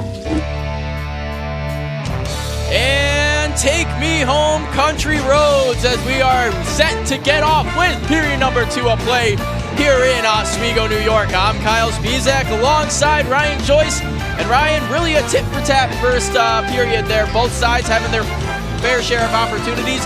The Lakers, they're the only ones that find it in the back of the net, though. Yeah, early on for Oswego, a lot of opportunities. Just didn't get it going. I think a little bit on the offensive end was kind of stagnant. They got that one shot on goal in for Tyler Flack, but I think switching it up a little bit, switching up the angles is what Oswego really should focus on here in that second period. And then on the other side for Anna Maria, was really not keeping the possession in their offensive zone. They did a pretty good job on the defensive side, but couldn't turn that around, couldn't get it onto the Oswego defensive side and get more shots on goal. But I think this period right here is going to be really testing because we mentioned both teams are really similar in terms of play style and stats overall, so it should be a really good one going down the stretch here. And the goaltender play has been great so far, so hopefully we'll see a little bit more of that. And the Lakers kind of dominating the face-off play here in the first period. From center ice, they have 100% of the wins in their own in the offensive zone. They're averaging about 50% win on the draw, so it's split about at half. And in the defensive zone, the Lakers been getting dominated. I mean, for Oswego, all you can ask for is getting getting those wins in your offensive zone and getting quality shots, and they've done that so far. But on the defensive zone, they got to get it figured out a little bit more. And both these teams, they're fighting in this one. But I think for Anna Maria, going back to their side a little bit more too, go to your top guys. Go to Braden McKinnon, 3 goals in the last 3 games. So he's got 11 goals on the season, kind of going towards your top guys and getting that rhythm going. First period, didn't have it all figured out, but second period, you guys have played 20 minutes of hockey so far. Get it dialed in. As we're set for faceoff, and Grimshaw wins this one back. The Lakers from center ice remain 4-0 on the faceoff. Chipped back, intercepted by Francis. Francis picks it up, skates it in across the blue line himself, tries to get a shot off. That one's tipped and put down by Pierce Baker. Nice opportunity for Francis coming in, shot from the high slot, but that tip kind of kills all momentum on that one. That's a good start here for Anna Maria. Get that momentum going on the defensive side. Don't let Oswego get some of the easy opportunities we saw. In that first period, Oswego got to the net pretty frequently and got some pretty good shots. So don't let them get into the goalie zone and kind of play that good defense from outside the circles. As we're set for a draw here, Grimshaw facing off against Della Polera. One back by Della Polera. As this one's picked up by Grimshaw, and he fans on a shot there. Going the other way now is the Amcats. Chip down in the corner. McKinnon going on the attack there. He throws a hit at Francis. And it goes back up to the point for Raposo. Raposo's going to wrap that one around. On the attack now, McKinnon once more. Francis has it back behind the net. He's got some room. He's just going to skate it himself. Chipped up the boards to Grimshaw. Grimshaw loses that one. Simon's battling for it. And it's picked up by Columbe. Chipped down into the zone by Baker. He's going to wrap that one around the boards. Francis trying to do a D-to-D pass, but it's intercepted down in the corner by Gilbert. Pinching down and keeping this one alive is Toby, who gets a shot off on net. Well, that one's stopped down by Milberg, and some chatting going on in front of the net between Simons and Gilbert, but nothing's going to come out of that one. They're both going to skate back to their own bench. And Kyle, one thing I've noticed so far is Columbe, one of their top players, hasn't had a shot on goal, hasn't really gotten that offensive rhythm. For Anna Maria, you want to look for him a little bit more, and going back to Chippy's side, this is going to be Chippy going down the next 2 periods. As Semrad wraps this one along the near side boards up to Flack, but it's intercepted and kept in by Frederick. Gilbert towing the line, keeping that one in. Wennerberg trying to keep it going, but Gatto's going to intercept that one, and now Bull has a rush. Backdoor, he has Flack. He's looking for Flack backdoor, and he almost chips that one. It goes high right of the net. Right back the other way now, Anna Maria taking it. He's going to chip it off the boards, but it's intercepted by Semrad. Semrad to Flack. Flack looking for Bull in front of the net for the one-timer. Couldn't connect on it. Gatto now intercepts it in the neutral zone, gets over to Semrad. Semrad avoids a hit, and he's going to pass this one real high in off the glass into the far side. The Lakers elect to get a change. We'll see a new set of legs on the ice. McQuaid, Rocco, Sleeth, Francis, and Warmouth is what the Lakers are going with. Up to center ice now. This one's going to be chipped down in by Moulard, but that one's going to go into the netting, so we'll have a face-off. And for Anna Maria there, I think it's been such a fast game. Oswego's kind of managed the pace this game so far. They got to find their own pace and slow it down a little bit. Still go fast, but don't follow the Oswego pace. I think Oswego so far is kind of playing their style, and Anna Maria isn't throwing any of their style out there as well. It's right off the face-off, a chance in front for Anna Maria, but going the other way now is Rocco. Rocco trying to chip it up to McQuaid, but there was a defender standing between him and Pierce Baker. Baker's going to throw this one up to his winger, who tries to chip it across the ice before it's intercepted and turned around by Rocco. Rocco bringing it up to the point in Warmouth. Warmouth with a low shot. That one's tipped and goes wide. Picked up by Nash, who's going to get it intercepted by McQuaid. McQuaid gets that one tipped away, but it goes out to Sleeth. Sleeth's going to dump that one down in to the far side corner. It's going to be picked up behind the net. Anna Maria with an opportunity to get some rush going here, but it's going to be brought back, and Andriaki's going to get that one. Calabufo tries chipping it down again, something going before it's flipped the other way, and that puck's going to fly out of play into the stands. And always fun. The kid very excited there getting the puck in the stands, but so far it's just not getting the consistent, getting in their offensive zone there for Anna Maria. Not on the same page here so far. Not really figuring it out, but as the refs have a little bit of discussion here. But I think, Kyle, it's kind of, we mentioned pace of play, Anna Maria. They have to figure it out on the offensive side. They haven't found their identity in this game so far. They really haven't had a shot to because they haven't had the wins in that neutral zone and on the defensive zone so far. So they got to figure it out here because Oswego, they've had a lot of great opportunities, and they're going to go down here at some point. As back behind the net, that one's picked up by Raposo, who's going to get it up to Carpenter. Flying down in the zone is McWhinney. Before Calabufo throws a hit and picks it up himself. Up to Fudger. Fudger's going to get the red line, and he's going to chip that one up the middle to Krulicki, who's having a little bit of speed, but a stick pokes it down into the corner. Chipped up the center of the ice looking for McWhinney. And McWhinney's going to be able to get behind Andriaki before that one's sailed way wide and picked up by Ryan. Fudger turns this one over in the neutral zone. It's picked up by Carpenter. Carpenter trying to throw it up, but it's picked by Ryan. This one goes back out of play again, over the glass. But as we take a look at some of the other SUNYAC games going on right now, a 2-1 score in Geneseo. Plattsburgh's leading that one. Plattsburgh earlier in the season took down Geneseo 6-2. So some conference standings could be up in the air here, Ryan. Yeah, Plattsburgh so far 37 shots for them and then 20 shots on the Geneseo side. So Plattsburgh kind of took advantage in that first one against Jenny, and this one they're starting off pretty well too, but it's going to be a good one going down the wire. 17-21 in that second period. As McKinnon's chasing this one back behind the net. Takes some pressure from some Lakers, goes in the corner. Warmouth's going to poke that one up, but it goes to the point and a one-timer opportunity sent over the net. Deflected in front by Francis. Francis takes a player, and Warmouth's going to be able to get the puck before it's turned over to Della Polera. Back to the other side, McKinnon takes a hit. And a shot from Taylor, that one goes way wide and bounces off the back of the cage. Ryan picks this one up on the far side wing. He chips it up and through the skates of a defender, keeps it going himself. Ryan trying to push this one over to Grimshaw. Grimshaw in the corner now. He'll face a body before this one's sent back down a little bit lower.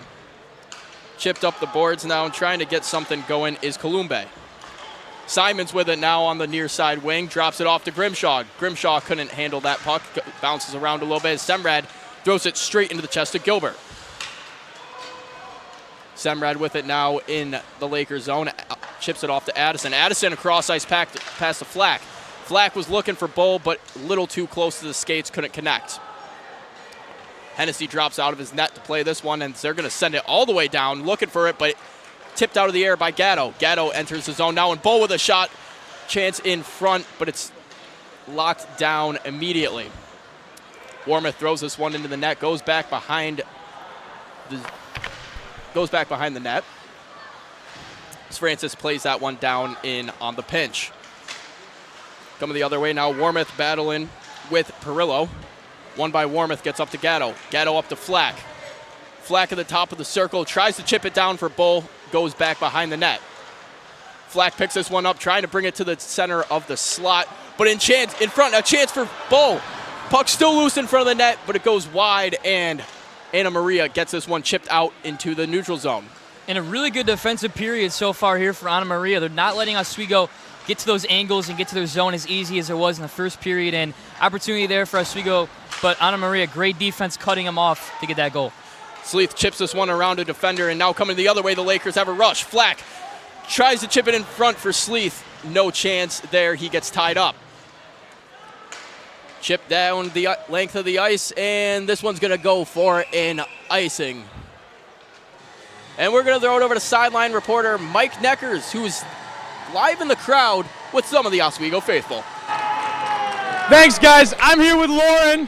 Lauren, how are we feeling about the game so far? Great, let's go Lakers. What are your thoughts so far on that first period with that big goal from Tyler Flack? The energy in here, it's great. That's all we got for you. Thank you so much, Lauren. Woo!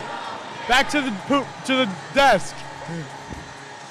And thanks, Mike, as the Lakers get ready for a face-off here. Poked down in immediately by Sleeth.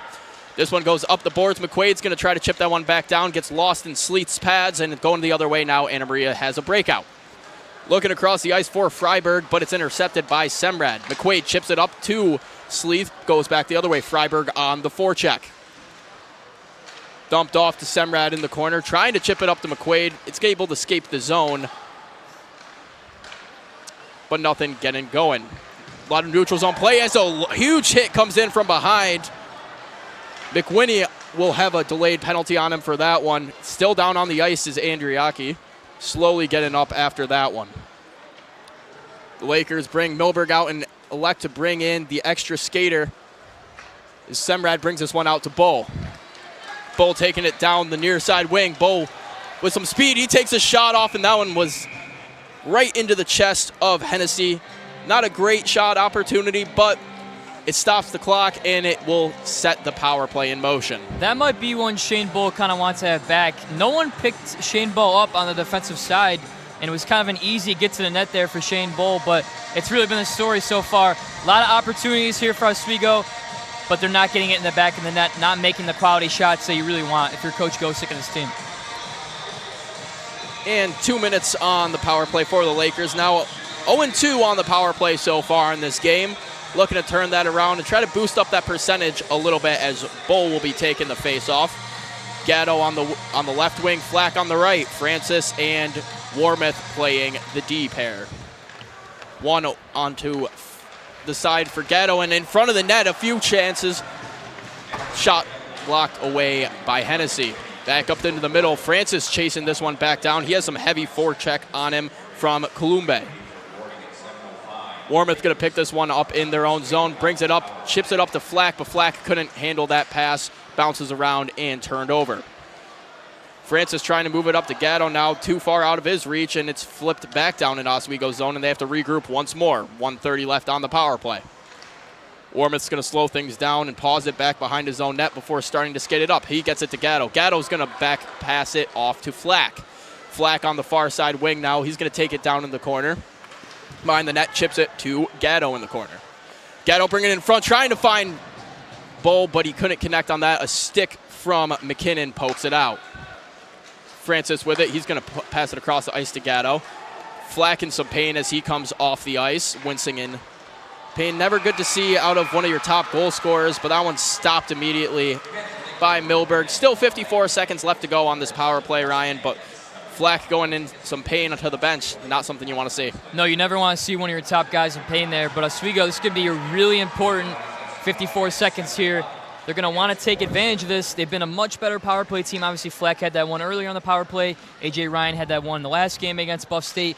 So they really want to take advantage here and try to get a 2-0 lead to take advantage over Anna Maria. So important section here going down. And Addison starting the rush from behind their net. Ryan now with it. Ryan looks for Simons in front of the slot, but that pass goes off his skates. Now coming the other way is Mulan. Mulan with a shot. That one's easily pillowed away by Milberg. Ryan takes it out of the corner on his own, skating it up the ice. He's going to pass it over to Krulicki. Krulicki couldn't accept the pass, so he's just going to have to wrap it around the boards and let the forwards go to work in the corner. But it's chipped down the length of the ice immediately. 19 seconds left on the power play, and it doesn't look like the Lakers will get a goal here. No, I mean, we got to mention here, Kyle, I've been saying it a couple times, defense looks so much better on the Anna Maria side. Oswego isn't getting to what they did in the first period, and that's due to kind of the adjustments Anna Maria has made in defense here so far. Now Krulicki entering the near side on the near side boards. Shot goes wide, picked up by Ryan. Ryan's going to poke this one down in the corner for Simons before it's brought out the other way by Anna Maria. Dumped down in by Baker. Gilbert on the attack. This one's just going to go off this glove of Baker, so no icing will be called. Goes down the other way. Out of his net to plate is Hennessy. Pass up the boards, trying to find Della Polera as it's turned over from Sleeth. Dumped back down in below Oswego's goal. Semrad with a D-to-D pass off to Andriaki. Andriaki back in the corner battling with him. Rocco pushes this one down a little further. Andriaki over to Semrad. Semrad bounces it off the boards to McQuaid. Trying to get it to Rocco, but right on him was Braden Sinclair. And a backhand shot from Wennerberg. Kind of just floats it in there. Not much power on it. Pretty easy save for Milberg. And a couple more shots here from Anna Maria in this period. So far, it's 8-8 in terms of the shots on both teams, but just not getting that quality shot. They haven't got too close to the goal to get the quality shots, so they've kind of been forced to shoot it from pretty far back in their offensive zone. If you're Anna Maria, you want to find and go to your top guys to get some better shots here going forward. And a quick moving period. Not a lot of stoppages as we're already at the 10-minute mark. And a shot opportunity in front for Anna Maria, and they score. And what a great find there. That's what you wanted all day. Kind of throw Oswego off guard. It's been pretty predictable on the Anna Maria side offensively. Great find there. Huge goal there for Anna Maria. They're in this one in the Deb. We got a tied ball game 1-1 here, Kyle. And Giovanni Perillo camps out in that high slot. Pass goes down into the corner, back behind the net, and finding him right in front. Perillo camps out, gets it, no time wasted, rips one top right over the glove of Milberg. 1-1 game here in the Deb. With two teams as equal of records as they have, we could expect a tight matchup here in this one. Yeah, and only the third goal on the year there for Perillo, so not the top guy you'd expect, but a big shot and a big opportunity. 1-1 here in the Deb. The Lakers trying to get the momentum back their way now as Bo fights off a slew of defenders before he gets the return pass from Francis. Wrapping it around the boards is Sinclair. Sinclair's going to throw this one the length of the ice, but it's picked up by Addison. Semrad off to Addison once more. Takes it behind the net, tries to get something moving. He's trying to chip it to Connor Smart, but way out of reach. So that one's going to be an icing that goes back down to the Lakers zone. The Lakers have been trying those long stretch passes, Ryan, but they haven't really been working. No, in that first period, they're kind of finding each other. They were in that rhythm. It's just been kind of a switch here in the second period. They're just off a tiny bit where this could have been a lot of opportunities there on the goal, but just off that tiny little bit there hasn't helped them so far. And Fudger wins the draw to Addison on that one, but easily taken into the corner by Frederick. Fudger starts and stops, creates a little bit of space before he dumps it back off to Addison. Addison tries getting it up to Smart. Smart's going to try to bump it up to Krulicki, but the puck's just bouncing around the neutral zone, no real possession. Semrad dumps this one down in behind the net. Coming out to play it was Hennessy. Up the boards to Wernerberg. Semrad's going to fly that one in the far side corner again. Oswego trying to get their forecheck going. Krulicki starting the rush. Calabufo picks it up at the top of the circle. He'll bring it down in the corner a little bit before he stops and brings it up to Francis at the point. Francis going to chip this one into the far side corner. Nobody open, so create some own space. Battle ensues in the corner. Krulicki and Fudger battling against Della Polera and another AMCAT. And poked around Warmouth was that one. No icing called. One ref said no ice. The other one called it an icing. So face-off will return back down into Anna Maria's zone. The Lakers trying to get the momentum back now after that goal. You can tell it deflated them a little bit. They haven't been able to really get those crisp offensive opportunities like they were earlier in the game. The passing just hasn't really been there. No, and you could see in that first period, momentum was huge there for Oswego. They kind of felt like they could get anywhere on the ice, and you got to think it's really been a switch here, Kyle. Like you mentioned, Anna Maria's kind of has momentum right now. And Semrad with a shot from the point, and that one goes right off the mask of Hennessy and goes up into the netting. A little bit of a wake-up call, ring the dome. Hey, that's a wake-up call right there. Maybe not expecting that one, but nice stop there from Hennessy, kind of like in baseball when I played catcher as a kid. You get one right off the dome. So great save there from Hennessy. Maybe not one he expected, but still a stop here for this Anna Maria team. That one will wake you up a little bit if you weren't already in tune, as this faceoff's going to escape the zone, and Semrad tries dropping it off to Andriaki, but he couldn't connect on it, but Grimshaw comes and picks up the loose puck. Grimshaw gets it to the high slot, and Simons drops it down for Ryan, and Ryan with a backhand shot. That one's pillowed away by Hennessy. Back out of the zone now. Andriaki's going to pick it up in the neutral zone, jumps it off to Semrad. Semrad gets it cross ice to Grimshaw. It's a 3-on-2 for the Lakers. Grimshaw trying to find Ryan backdoor, but it goes into the skate of an AMCAP. Getting his own opportunity is Ryan. Trying to chip it back down in, but picking it up at the point was Warmoth before it's poked out of the zone. Francis just going to wrap this one around as the Lakers are electing to get a change. Down in the corner, picked up by Braden Sinclair. Sinclair throws it across the ice. Trying to get something going now is Wennerberg. Wennerberg on the forecheck. Couldn't get anything going, so joining the rush is Matt Gilbert. Frederick battling in the corner against Francis. Flack back on the ice after leaving the ice in a little bit of pain earlier, as that one's wrapped around the boards from Gilbert. And Kyle, you mentioned here, not many stoppages so far in the second period, kind of a fast-flowing second period overall.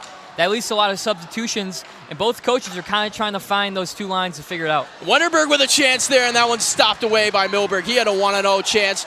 Nobody in front. As picking up that one is Perillo, the goal scorer for the Amcats. And Sinclair with a one-timer from the point. Goes straight into the pad of Flack, and he leaves the ice in pain once again. Bull trying to backdoor the pass up the middle to get the breakout, but gets to the point, and an easy flop shot down for Milberg. But Flack taking a huge block there, putting the body on the line. That one hurts. A one-timer straight to the shin. Man, shout out to Tyler Flack. Putting your body on the line, that one hurts. But what a great defensive play there from Oswego as he's heading back there a little bit. But so far, Oswego, both teams haven't been able to figure out, and you got to make big plays in big games, and Tyler Flack did one there. Flack sacrificing the body as he heads down the tunnel back to the locker room. Hopefully nothing too bad and he can return to the game, but the Lakers now down their second leading point scorer with 26 points on the year. Good sign. He heads back to the bench after that one. Semrad coming down the near side now, and Semrad with a shot. That one goes off the side of the net. Tries to wrap it up to his D-man in McQuaid, who was covering for him, but McQuaid was nowhere to be found for the pass. Andriaki back behind the net now. He's going to chip this one off the boards. Columbe picks it up before it's lost once again in the neutral zone. Nobody really able to possess the neutral zone so far in this game, Ryan. It's once the puck gets into that neutral zone, it's kind of just anyone's puck. It's bounce puck. It's just bouncing everywhere. Yeah, it seemed like that first period, Oswego was kind of taking care of the neutral zone, but total switch here in the second period, and then now the past couple minutes has kind of been a scramble just to get the puck for anybody. But like I said, Kyle, a lot of substitutions. They haven't found that right crew yet, and it's going to be key here going. We got under 6 minutes to go in the second period. Someone wants to get that momentum, ending the second period and going into that third period, so they'll figure it out. And Bull finds Smart at the top of the slot. He one-times that one, but it's blocked away in front of the net by Raposo. Back down in their own zone, and Milberg, that one trickles down to him. He freezes the puck. A lot more stoppages in the last couple of minutes than there was in the first half of this period. Maybe commentators curse or so, but nonetheless, faceoff will be in Oswego zone. One of the interesting things about Shane Bull, although he is a left-handed player, he takes his faceoffs as if he's right-handed. You see that sometimes. You see some, different sports, a guy's a lefty hitter or throws righty, so, get that edge, and he's doing it anyway.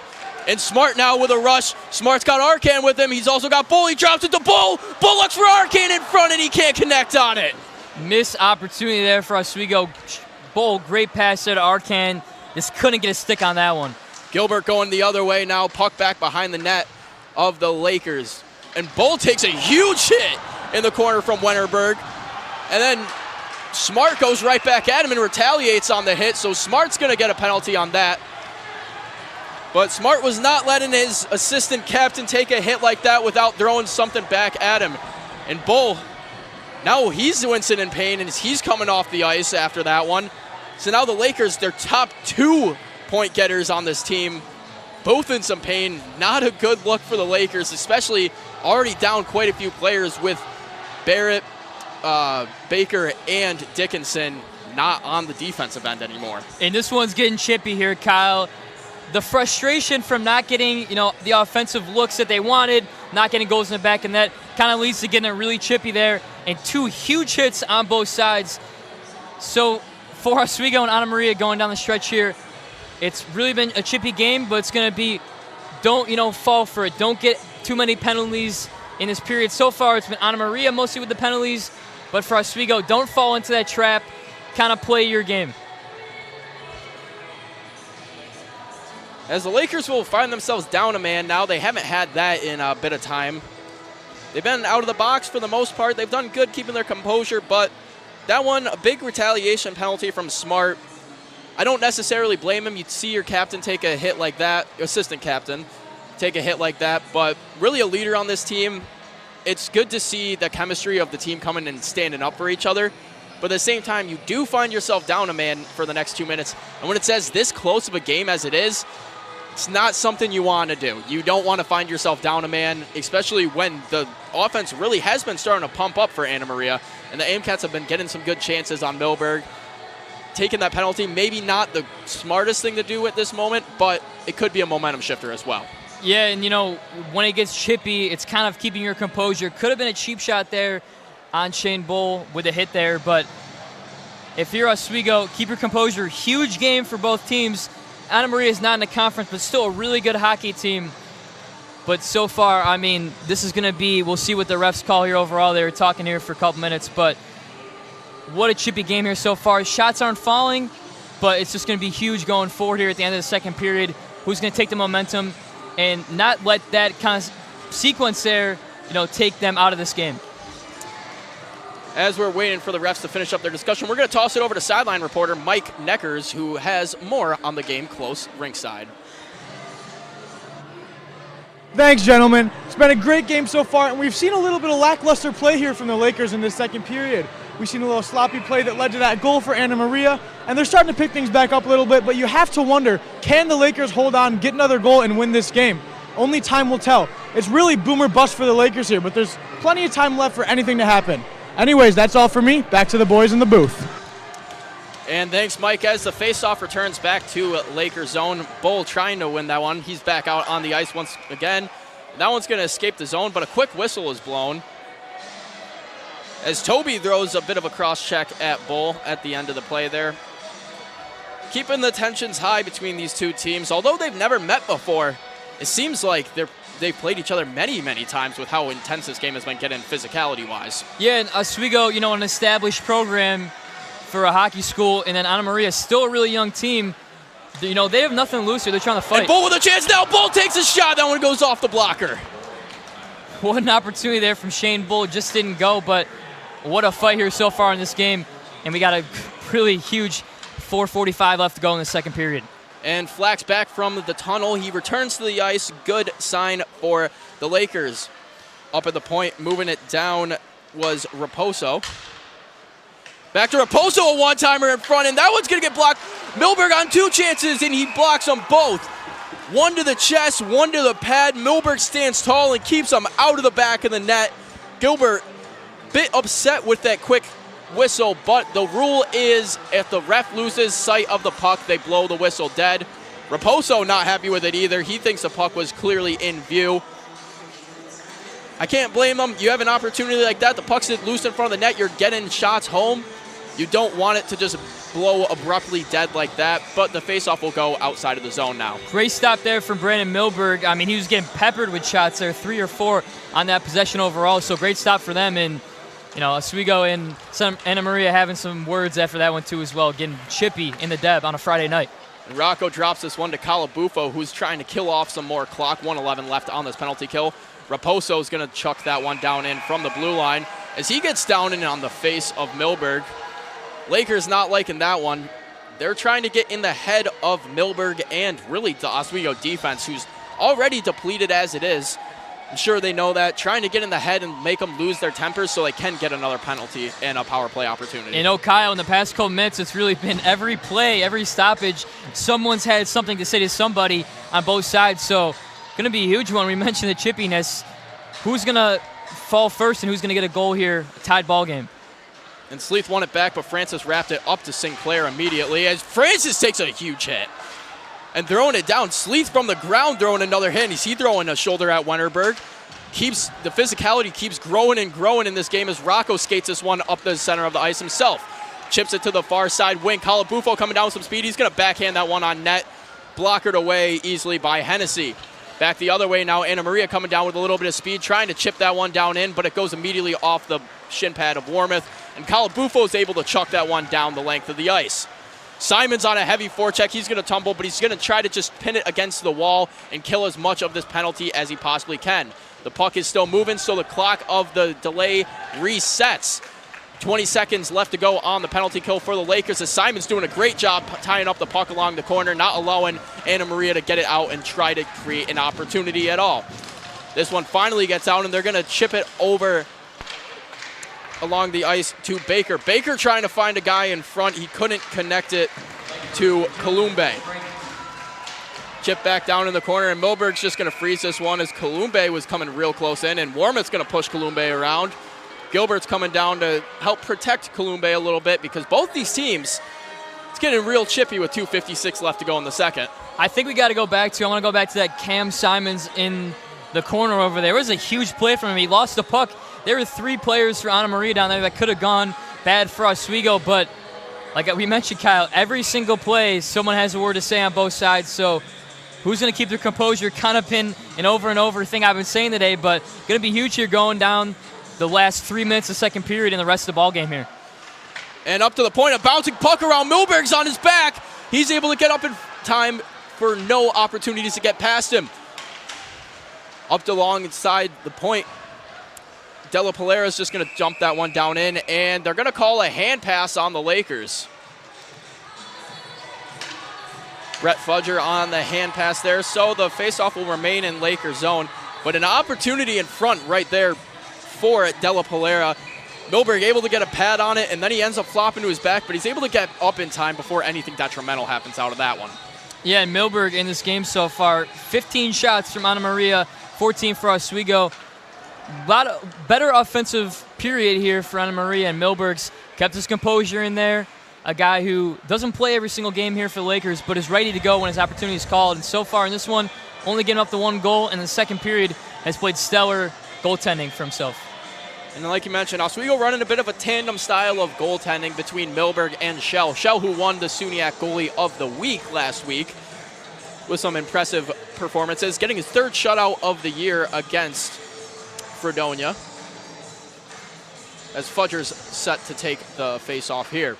This one's wrapped around the boards immediately by Semrad before it's picked up by Fudger. Fudger's going to chip this one in the far side corner and allow Krulicki to get on the attack. Krulicki chips this one around, and a chance in front for Fudger. He gets a shot off, but that one's blocked away by Hennessy.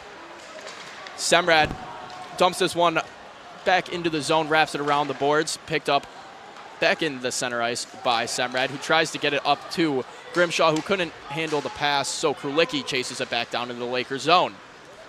Semrad has it in the near side corner. He's going to flip this one up to center ice, trying to get it to Krulicki, who Krulicki, with a little bit of speed, gets the puck down in the zone. He's able to keep things going, but the pass is tipped away by Anna Maria, and they're going to chip this one down the ice, but it's tipped off an Oswego stick, so no icing will be called.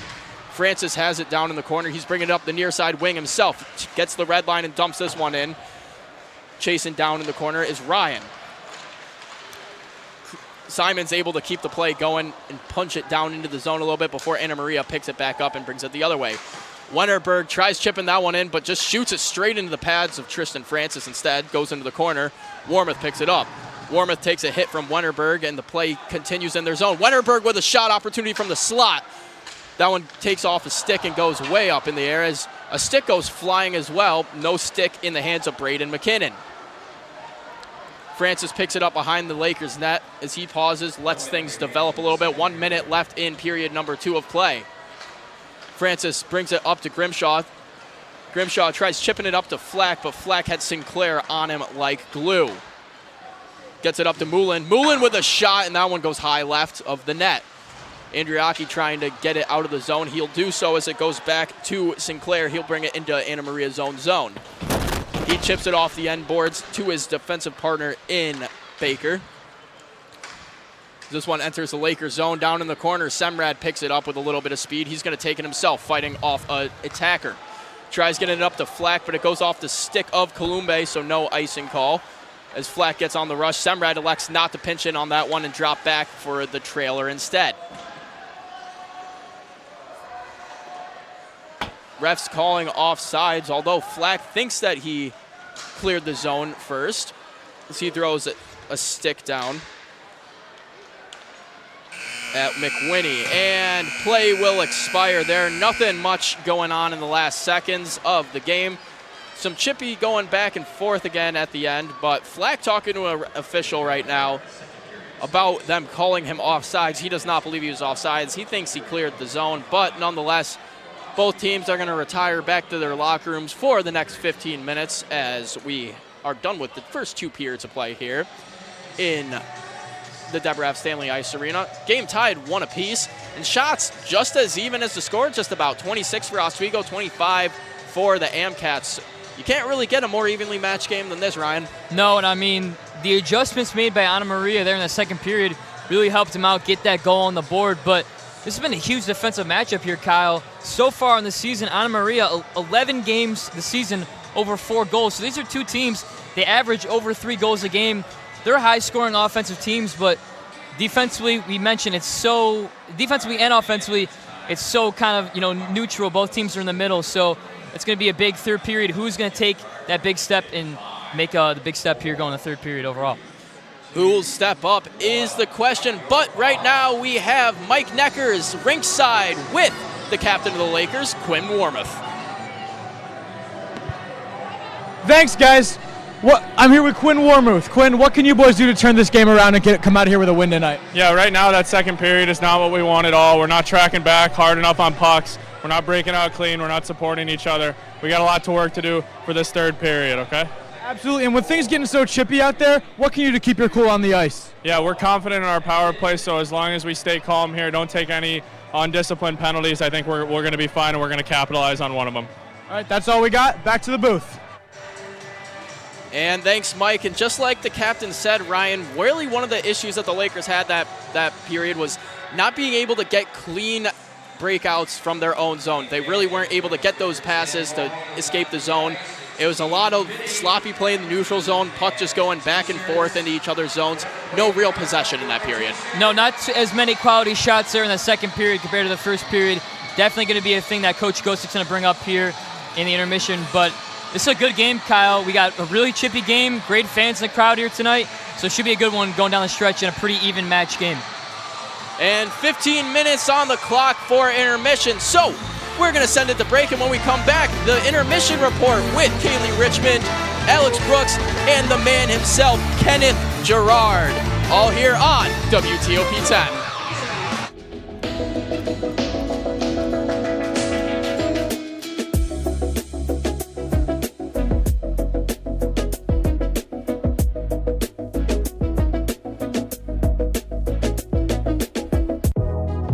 Welcome back to Major Discussions.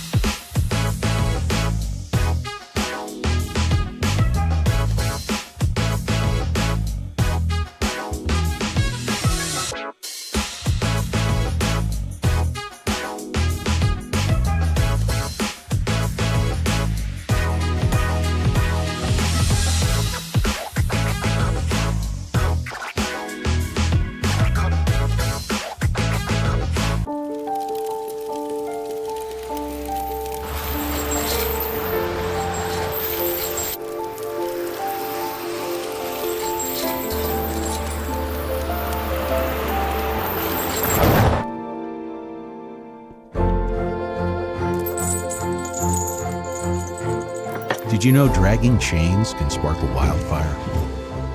Only you When I was in foster care, I never knew when I would have to move, so I always had my suitcase ready to go. Then one day, I was adopted. My new parents opened their hearts and home to me. My parents cook my favorite breakfast for me every morning.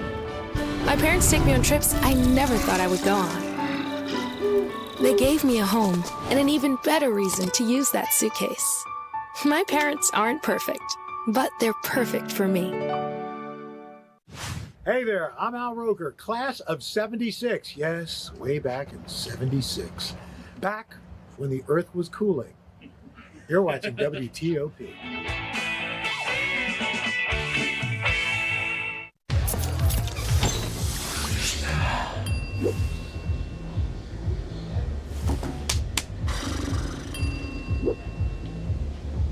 If you need to do something to feel okay to drive, you're not okay to drive.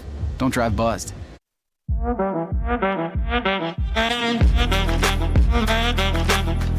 Shine on that boy. Look at the bling. Look at do we got a diamond tester on? Yeah, that's getting bad. Yep. 10 out of 10 recommend on Yelp.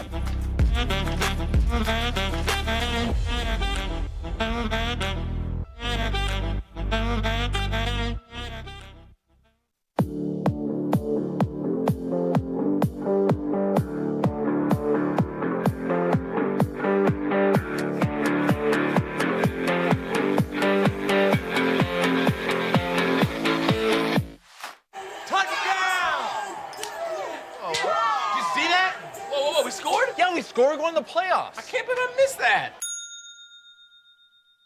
Every time I'm buzzed, I spend too much time on my phone. What? I should take your phone away. No. I'll call for a ride. Hey, why does my face look like that? I'm playing with these new face filters. Okay, you know what? Yep, that's mine. I'm gonna need that back. No. Kevin.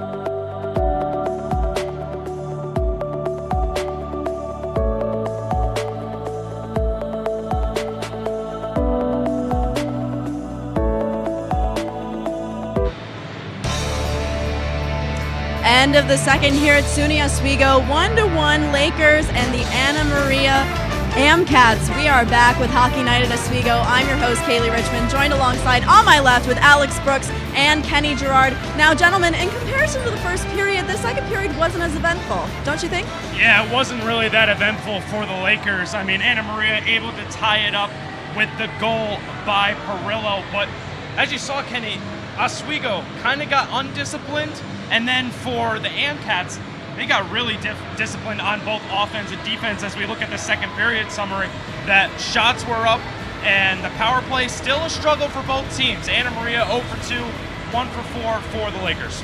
Yeah, and Oswego winning that face-off battle 31-17. And honestly, it just seemed like the same period we watched the first time, just in the favor of the Amcats. The Amcats had a great period while Oswego, they seemed to slump a little bit. The Lakers didn't really look their best out there. We saw some sloppy plays, and we said earlier, it's been a very physical game. And the physicality might have got a little out of hand for the Lakers, causing them to make some, I would say, minor mistakes that are costing them. Exactly. Now, in this period, we saw the Amcats fight back against the Lakers, and they scored another goal from Giovanni Perillo, a sophomore from Montreal. Now, how did this goal impact the Lakers? Is this a wake-up call? Like, what kind of talk is happening in the locker game, do you think, right now? Well, it's definitely got to be a wake-up call if you're the Lakers. I mean, the game is now tied, but for Perillo, that goal was just a laser, Kenny. I mean, Milberg did not have any shot on that, but, I mean, if you're the Lakers, you know, the game's still in your hands. I mean, it's only 1-1. We're going to the third period. Anything can happen from now on, but as you mentioned before, you got to stop the sloppy mistakes, and you got to be disciplined. Right, Perillo getting that goal 10:05 into the second period, and you did see some sparks fly off the stick.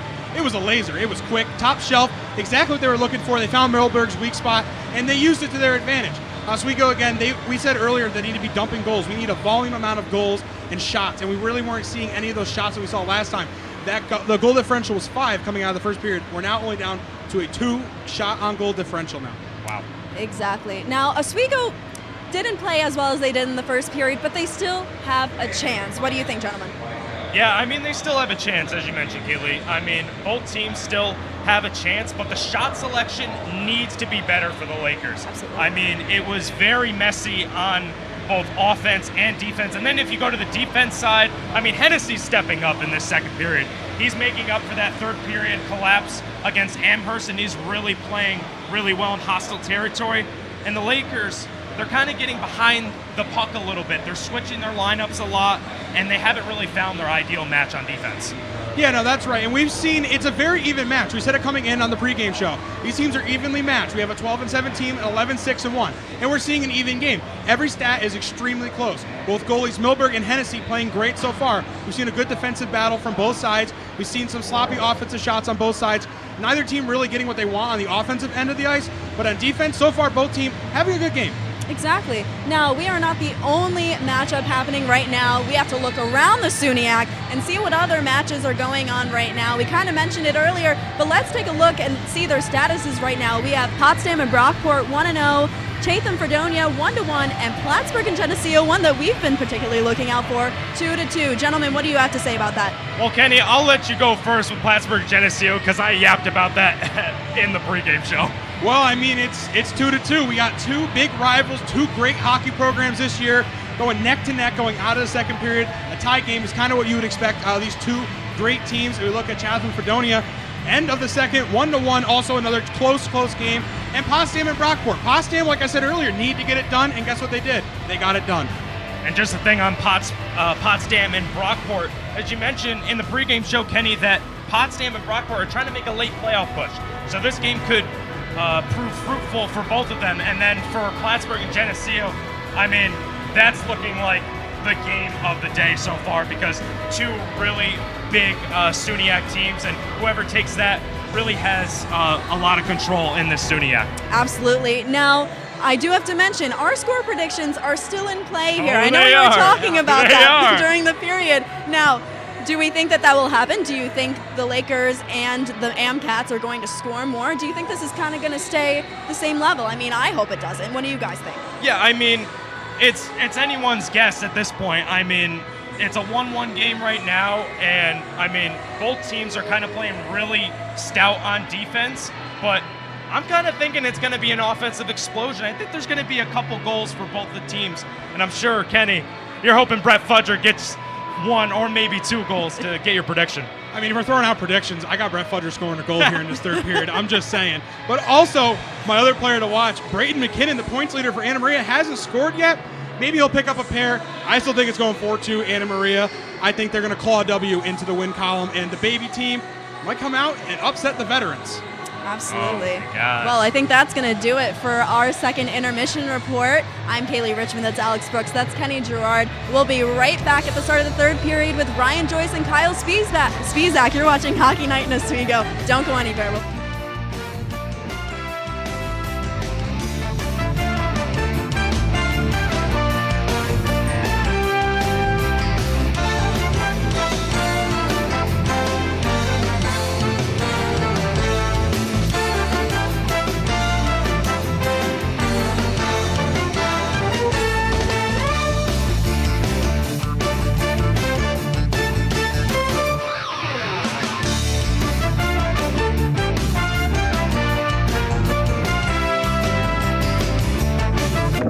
La la la la. Breathe. La la la la la la. La la la la. Breathe.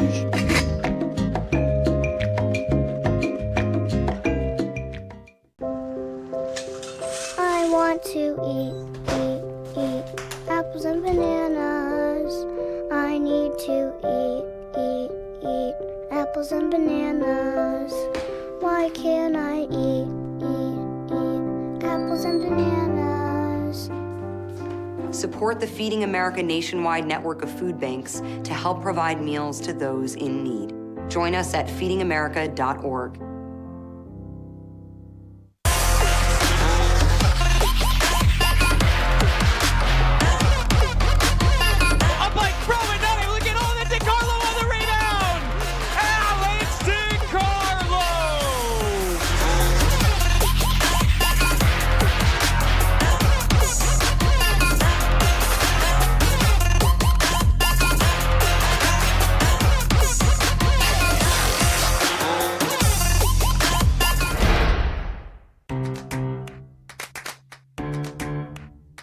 We'll deep dive into our feelings in our Real Talk segment. Stay tuned because it's about to get real.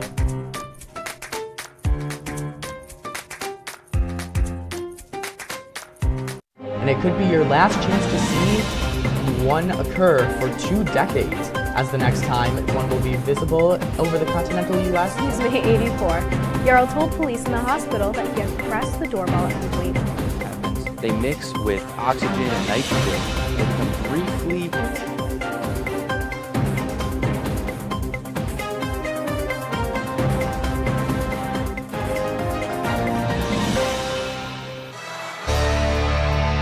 And period number 3 of action is just minutes away, but before we get into all of that, we're going to throw it over to our rinkside reporter, Mike Neckers, who's with some of the Little Lakers that are here for free on Thanks, Hockey guys. Appreciation I'm Night. here with Darian and Ricky, 2 Laker fans who are really excited to be here. Darian, why don't you tell me a little bit about the game so far? Are you having a good time, buddy? Uh-huh. What's that you got in your hand here? Autograph. An autograph? Who's that from? The goalie. The goalie, Brendan Milberg. That's pretty cool. How about you, Ricky? You having a good time, buddy? Yeah, I'm having a good time. That's awesome. All right, thank you guys so much. That's all we got. Back to the guys up on the perch. And thanks, Mike. As a minute 48 left on the clock before play starts here in the Deborah F. Stanley Ice Arena. Score 1 apiece, shots 25 apiece as well, so about as even as a game as you could possibly get. I'm Kyle Spizak alongside my partner in crime, Ryan Joyce. And Ryan, really this game is really up for grabs. It's anyone's game at this point. It's who can get the who can control the majority of the puck battles. Yeah, we knew going into this game it'd be really close in terms of pretty identical teams in terms of goals per game, power play, a lot of different stats out there. But so far in this game, it's just kind of been a lot of opportunities, especially on the Oswego side. But in that second period, I felt like Anna Maria kind of turned it up a little bit offensively, got into a little bit of a better rhythm, but Brandon Milberg playing a really good game out there. And Hennessy having a great game too as well. Both goaltenders only allowing 1 goal so far in this game, but it got really chippy. That's, I think, the key part here in that second period. So we'll see who's keeping their composure, who's going to, take that big step going into the third period here, because even though it's a non-conference game for both teams, it's still big for momentum because you want to be playing your best hockey going into the end of January into February. Without a doubt, momentum is a huge break for any team at this time in the season. It's who gets hot at the right time, not who has the best record at the end of the season oftentimes.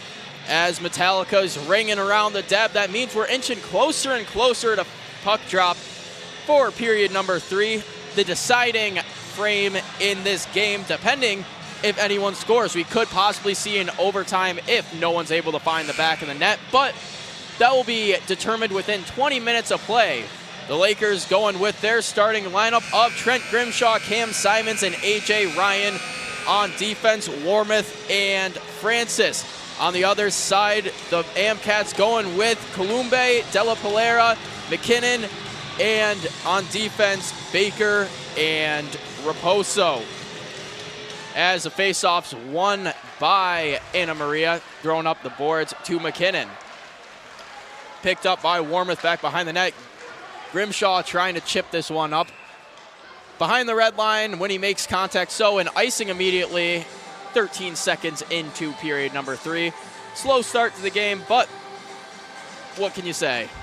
Yeah, and as you mentioned, Kyle, both teams starting the third period with their same lines they started the game with. What kind of adjustments are these two teams going to make? We saw an adjustment from both sides there in the second period. What is Oswego going to do in this third period? And then on the other side as well, what are they going to change here to kind of get a better outcome for both sides? Warmoth chips that one high off the glass, and Simons coming down the wing now. Simons with a shot. It's loose in front of the net, but it's picked up by McKinnon, and he's able to bring this one back behind the net out of danger. Going back the other way now, Anna Maria with a chance, but Semrad drops back, hops on his horse, and gets that one out of the zone. Grimshaw picks this one up in the neutral zone. He's going to enter the offensive zone, and Ryan with a shot, and that one could be a field goal with how high that went over the net. Back behind the net now, Raposo's going to pick it up in the corner, chips it up to Frederick. That one goes off the skate of Frederick and able to enter Oswego's zone as going down on the attack is Wennerberg. Wennerberg behind the net, gets it up, but it's poked by Gatto, and Gatto's able to get that to Semrad, who Semrad with some wheels now gets it to Bull. Bull throws it in front of the net for Flack, and he skies that one just over the net with a backdoor opportunity. Oh, man, great pass there from Shane Bull. Flack just timed that out a little bit. Didn't time it out too well on that one, but what a great opportunity here for Oswego. They're kind of going back to where they were in that first period, really quick up the ice and kind of getting to where they want to go in their offensive zone early. And Flack fights off a defender as he's trying to get something going. Couldn't do so. It gets poke checked, but it's picked up by Francis, and Francis loses that one in the slot. So going the other way now is Giovanni Perillo. Perillo with the only goal for the Amcats in this game late in that second period.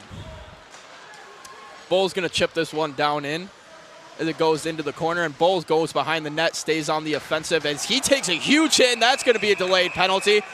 Bowles getting a beating from Anna Maria on this game so far, but he keeps his cool, no retaliation. The Lakers instead are going to get a 2-minute man advantage where they can try to poke home a goal and get the momentum rocking their way a little bit more, because when it comes to physicality, it's hard to say that Anna Maria is not controlling this one. No, and they haven't really backed down. If any player on Oswego has been towards the boards in this one, they're going after them, hitting them pretty hard. And for Shane Bull, it's a big hit to take. Good to see that he's good to go. Goes back on the bench here, but seems pretty good. But physicality, huge going down the stretch here. Oswego, a physical team in itself. You want to see if they do a few shots here as well. And that's the second penalty of the night for Samson Moulange, both on a big hit. Both with a Oswego player, their back turned to the boards a little bit. And the common rule of hockey is if you see their numbers, you do not throw the hit because you will get a penalty, and it's just a dangerous play and dangerous to the player who's receiving the check. Yeah, and we have the referees talking down here, but a few today that have been borderline close to a penalty they haven't called, but that one seemed like a pretty good penalty there as well. It's one that they got called easy, but just for Oswego, we mentioned here, Kyle, so many hits on the boards. They haven't really backed down so far. They're still getting up and playing really hard. And it seems like Anna Maria is trying to kind of, break them down a little bit. But Oswego so far as a unit have played pretty cohesively and played well so far in these couple periods. And really the standout players in this game so far, Ryan, got to be Matt Hennessy and Brandon Milberg. Really the two of them keeping their teams in it with some huge, huge stops, as it's going to be elected a major penalty. It will be a boarding call, so 5 minutes the Lakers will have the advantage. And on a 5-minute major penalty, the Lakers can score as many goals on this power play as they possibly can. No matter how much they score, the penalty is not released. And we mentioned, Kyle, Oswego, not the best power play team, have one here tonight, had one in that last game against Buff State, so they're getting better at it. But this is a huge opportunity for Oswego, 5-minute penalty. Who's going to come up and make a big play? They've been really close in their offensive zone, but just kind of getting that right rhythm is what they're going to have to do here these upcoming 5 minutes. And this is really the Lakers' chance to run up the score if they can with the man advantage for 5 minutes. Try to put as many in the back of the net as they possibly can, as a 5-minute penalty is a huge, daunting task to kill off. Columbe is going to win that faceoff, and it's going to escape the zone immediately, and hopping on his horse, Addison's able to escape turn and get possession of the puck, get it across to Grimshaw. Grimshaw enters the zone. He drops it down to Simons at the far side wing. Simons drops it off to Krulicki, who's tailing it up the boards. Krulicki brings it back to the corner for Simons. Simons bounces that off the end boards to A.J. Ryan, who's trying to bring it up to the point, and Addison. Addison wraps it around the boards again, so Krulicki's going to have to drop down to keep that one alive. Simon's able to grab it in the corner before it gets poked away by Raposo, but Raposo takes a tumble down to the ice, so it goes back up to the point, and Addison looking backdoor for Grimshaw. Grimshaw no shot off. Back to Addison at the point, looking for Krulicki. Krulicki with a shot, that one sails right of the net.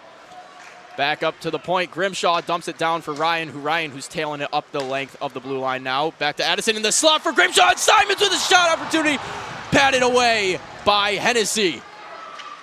Simons with it again at the boards, but it goes the other way now, and coming down is Raposo. Raposo's going to get the blue line, shoot that one on net, and just get a stoppage of play as Columbe sitting in front of Milberg before he takes a push from Ryan.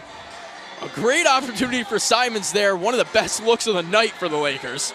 Wow, I mean, what an opportunity there for Oswego. Hennessy, what a play sticking his leg out there.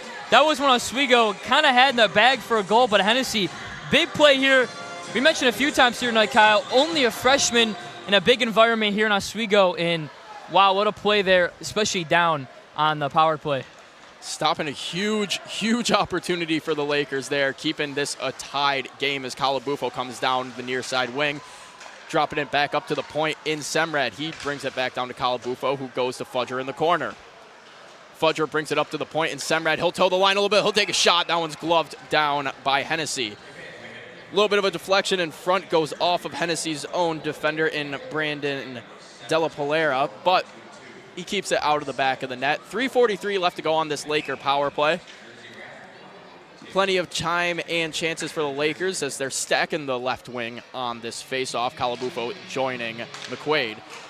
Face-off goes back to Semrad, but he couldn't turn around and corral it quick enough, so it escapes the zone and goes back down into Oswego's zone.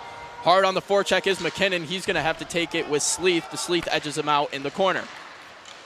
Drop pass up to Calabufo from Fudger. Calabufo brings it down into the corner. He'll start and stop, try turning it around. 3 Lakers bunched up on the same side of the ice.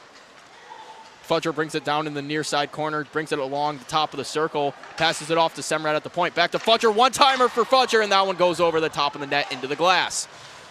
Sleeth on the forecheck, but they're able to sail that one down the ice. Fudger's going to pick it back up below the goal line. I think, Kyle, so far in this power play, this Oswego crowd just in anticipation every shot. You hear a noise in the crowd. They're waiting for something to be excited about. And Oswego, so many close opportunities so far. This is going to be a big 2:48 left on the power play. Going to be huge. Have to get something here if you're Oswego. As Flack's bringing this one up the near side, across the neutral zone. Flack at the top of the circle, looks for Gatto back door. Gatto gets tied up by the stick of Raposo.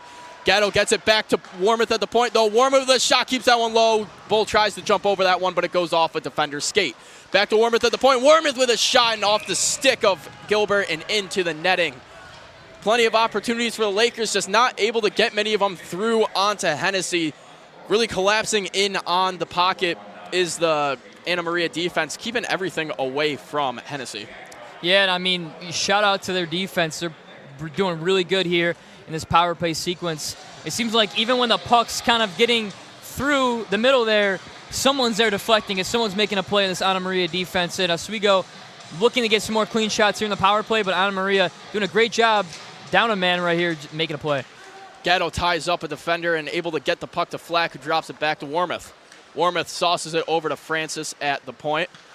Francis brings it down into the corner himself before wrapping it behind the net to Flack in the other corner. Flack dropping it behind the net to Bull, who takes it into the corner, starts skating it up the circle, passes it to Warmoth at the point. Back down low to Flack. Flack back to the point in Warmoth. Warmoth trying to get a shot off, and that one goes off the stick of Della Polera and goes into the netting again. So face-off will stay in the same spot it was the last time. 1:56 left to go on the power play. Lakers with some shot opportunities, but not many that actually made it through to Hennessy, trying to change that around. No, they're doing a pretty good job here winning that face-off. They've done pretty good so far this whole game, but just getting that right opportunity, just haven't found it here in this power play sequence. Bo gets that face-off over to the side, kind of a toss-up, but Anna Maria is going to throw it back around the other side, back behind the net. That one hits a ref and gets slowed down. Bo was trying to find it out to Flack, but high off the glass, hits a ref, stays in the neutral zone. Flack now coming down the near side wing. Flack trying to bring it in, looking for Bull in the slot, couldn't connect. Gatto on the back check, able to keep that one in play. Flack throws a hit back behind the net, puts a AMCAT on the ice. Milberg's going to come out of the net and play this one back behind the cage. As Francis picks it up, slows things down, allows the play to develop. 1:12 left to go on this power play. Ryan now coming down with some speed. He's in the center of the ice. He takes a shot from the slot. That one's an easy save for Hennessy. Back down to the Lakers zone behind the net. Milberg comes down and plays it again. 58 seconds on the power play. Behind the net, picked up by Addison. Addison up the wing to Ryan. Ryan on the near side wing, coming down with some speed, trying to move it in. Able to get it down in the corner. Wraps it around the boards to Grimshaw. Grimshaw to the point to Addison. Back to Grimshaw. Grimshaw walks it down a little bit, finds Krulicki back door. Krulicki couldn't get a shot off. Addison at the point, a shot and a deflection goal! Cam Simons on the tip from the shot from Addison, and he's able to get that one to the back of the net. Finally get one to go. Huge one there for Oswego. Of a couple tips there, a huge one there as well. And big play for this team, Oswego and Cam Simons getting one in there. Moved up into that first top there on this Oswego lineup. And big play there, and Oswego up 2-1. Needed to get a goal there. I mentioned there, Kyle, in this power play sequence and get a huge one there with 36 seconds left. And the shot from the point, Simons getting a good stick on that redirected, and that was going straight for the head of Hennessy. But the deflection puts it low between the arm and the body. 28 seconds still left on this power play as it was non-releasable. Rocco with it now at the circle, up to Warmouth at the point. Francis across the blue line, down to the corner to Sleeth. Back to Francis in the point, 16 seconds to go. Into the front for McQuaid, 5-hole goal! Matt McQuaid snipes that one right through the 5-hole, and the Lakers are rolling 2 goals in 10 seconds. And Kyle, here we go. I said the crowd was in anticipation, trying to get some goals here. Oswego, 2 really quick ones in this power play. They figured it out, and what a goal there from Matt McQuaid, Cam Simons, a big one, the one before that. Oswego now a 2-goal lead. Get that momentum. Oswego has been so close here that entire game. Big 2-goal swing there for the Lakers. And looks like might be a timeout here. What a run here for Oswego. Crowd's into it. Kids are loving it in front of us. Let's go, Kyle. And McQuaid gets that one in front of the net. Just turns around and immediately fires that one. Didn't really have a chance to get down into the butterfly to stop that one for Hennessy. So the Lakers, in the span of 10 seconds, go from a 1-1 game to a 3-1 lead over the Amcats. The Lakers are fired up and trying to slow down some of the momentum there. Anna Maria calls a timeout, trying to reassess things, slow down the tempo, because Oswego right now, it's hard to not admit that they have full control of this momentum. Things are going their way. They're pumping. The house is rocking. No, and it's got to be great for this Oswego team. The whole game, for the most part, they had that one early goal, but for the most part in this game, it's been a lot of so close or like missed opportunities. And it's really nice to see not 1, but 2 goals go in the back of net. Huge for Oswego, get the momentum going. And you can feel in the crowd here too as well. The students are back here. I mentioned first weekend the students are back. Huge here for the Lakers.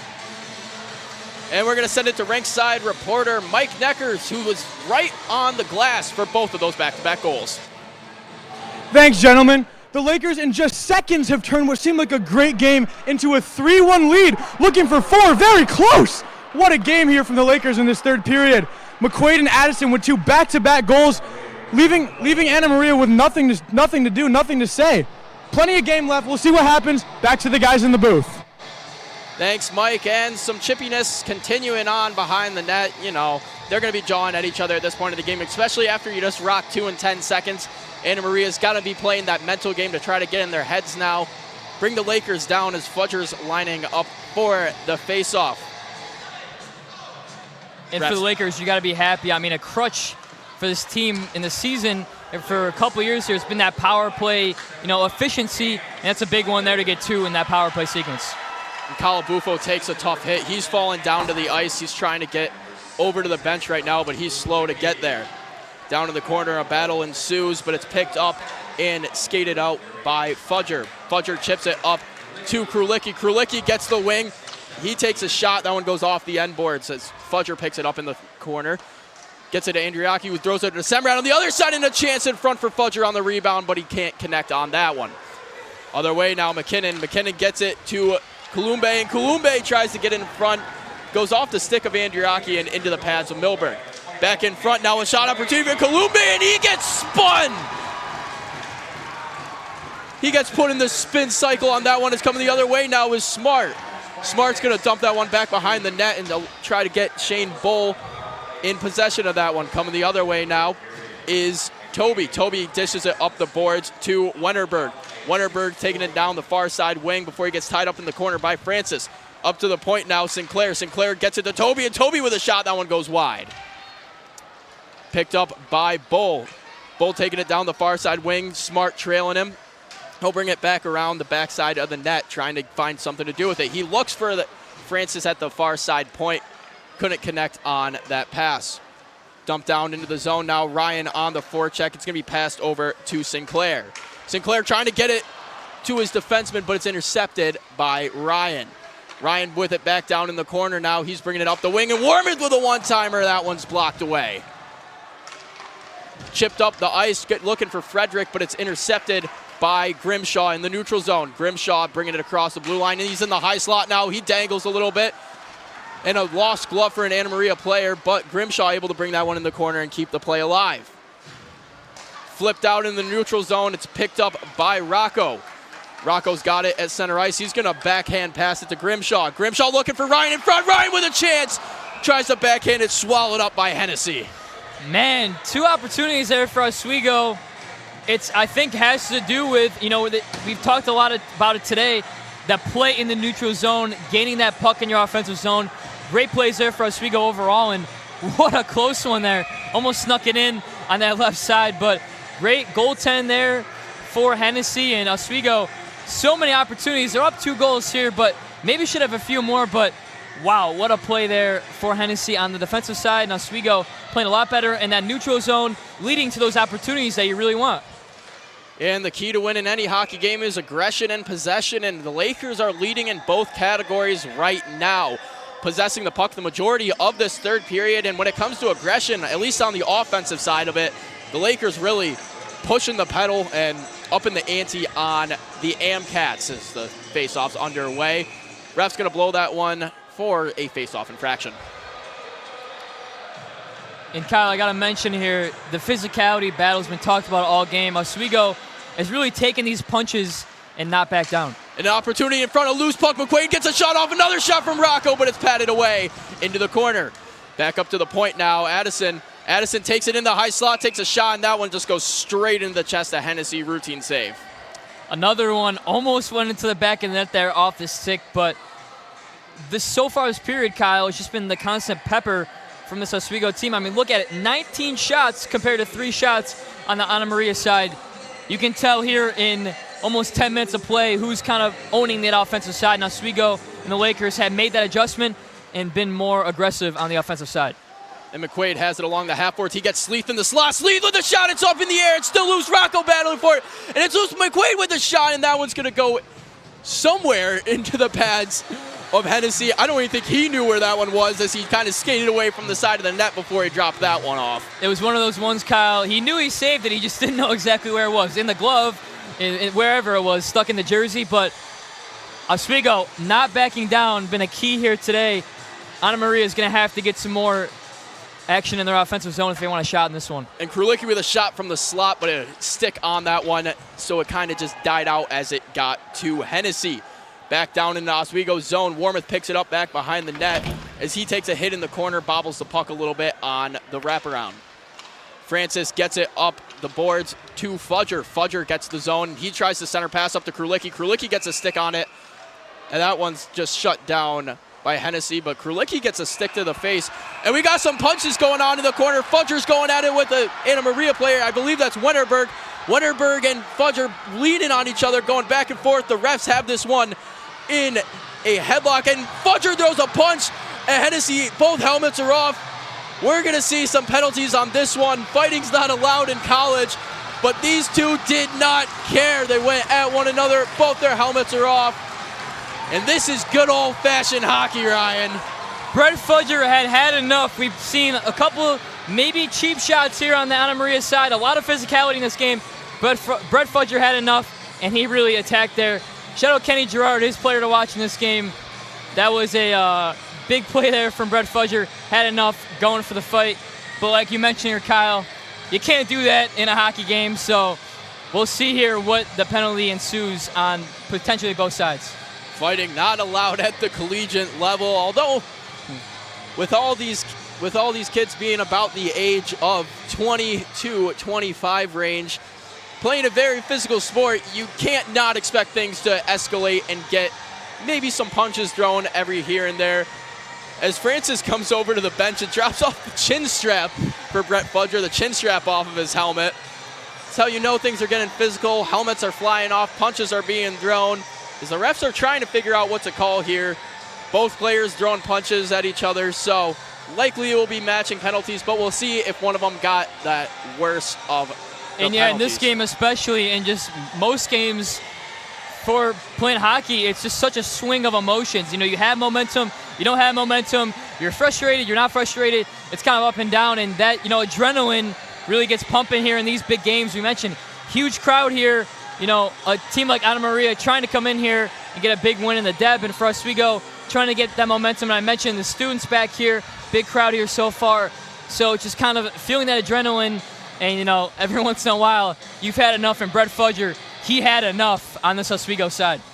And a hard, fast, emotional hockey game so far, just as God intended this sport to be played as Bulls ready for the face-off, but Anna Maria, they only got one player down in the circle right now. Refs are still talking to the Oswego bench, and it's going to be a 2-minute penalty for each player. Brett Fudger and Max Wennerberg will both be in the box for 2 minutes. I'm assuming they probably gave them roughs on that, or maybe more, as we do have a player sitting in the box for Anna Maria. So it appears that at least Wennerberg, for the time being, will not be released from the box. Seeing if the Lakers have to have somebody to serve the penalty, and it looks like they may have to as the ref's coming over, talking to assistant coach Whitlaw. And Kyle, looks like DeWar's also in the box there for this Anna Maria team. So that was one you had the call on both sides. It was kind of an even fight. They both were going at it. So as much as a fan you like to see it, that's a no-no here in this college hockey game. And Arcan joins the box for the Lakers. So the night for Wennerberg and Fudger is done, as we have 4-on-4 hockey, a lot of open ice, a lot of room to move the puck. That one's dumped in, and it's called an icing immediately, and another fight goes on. Warmouth's fighting with a couple of players as we have more punches being thrown. Warmouth throwing hands at them, and players keep going. Bulls pushing them away, saying, get out of here. I'm not dealing with this right now. I mean, we are 8 seconds into a penalty for fighting, and right back at it. They're throwing hands at each other again, going straight to the box, not even denying it, is Matt Gilbert. Gilbert already assumes his job is going to be sitting in the box the rest of the game. He's not happy about that, and it looks like they're just going to give it to Gilbert, as he was the instigator on it. So it looks like we have a 4-on-3 for the Lakers now. And it seemed like when Warmouth was going down, as we'll see kind of here in the replay, a big fight there, but it seemed like he went a little high on Warmouth, kind of getting him out of there. But Kyle, the physicality in this game has been unreal, and I don't think the penalty's stopping anyone in this game today. They have some bad blood on both sides here, and not backing down so far has made for a pretty interesting and fun game so far in the Deb. And what a game here so far. Oswego up 3-1. You want to have these type of games, you know, get the crowd into it. First game back here of, you know, the spring semester, so huge here for the Lakers. And, you know, you like to see all the guys in the team backing up their guys. Good to see here for team chemistry. As fun as the physical, emotional matches like this are, both teams also have to keep in mind their players' safety, as there's still a while left to go, especially getting into this really end part of the season where every game matters and every win is crucial. You want to keep players safe. You don't want them getting hurt and being out towards the end of the season. This is big, Kyle. I mean, in the box here, you have Wennerberg and you have Gilbert as well, too. Two of the top performers on this Anna Maria team. So they need to make a fight here. They're down 2 goals with under 10 minutes to go. And 2 of your best players in the box right now. Might not be for the longest time, only about 2 minutes, but still huge here regardless. As the faceoff's won back by Anna Maria, and they're going to try to throw this one out. Warmouth's able to stop it at the blue line. Bull's going to bring it out. They're going to track it back into their own zone, kill off some time, and enter the zone. Regrouping, Flack drops it off to Bull, who drops it off to Warmouth. Warmouth to Flack in the high slot. He was looking backdoor for the pass to Bull for the easy tap in, but it's thrown down the length of the ice. Milberg's going to stop that one in his crease and drop it off to Warmouth. Warmouth circles around the back of the net, passes it off to the far side wing, and Flack drops it right back to Warmouth. Warmouth just going to take this one in himself, and Bull couldn't drag it in long enough. And now Warmouth going at it with another player. This game keeps getting more and more physical, as they was a late hit after the whistle on Warmouth. Warmouth's going to go to the box now for retaliation in that sense. But I'm surprised not to see a call for the late hit either, with Frederick throwing that one a bit late, but the captain joins Arcan and Fudger in the box, so it's 3-on-3 now. The Lakers will find themselves down at some point in this power play, in this slew of power plays and penalties. Kyle, I might have spoke too soon. We've had a good amount of penalties here in this third period. It was kind of up and down there in that first and second period, but the real chippiness is happening here now for both teams.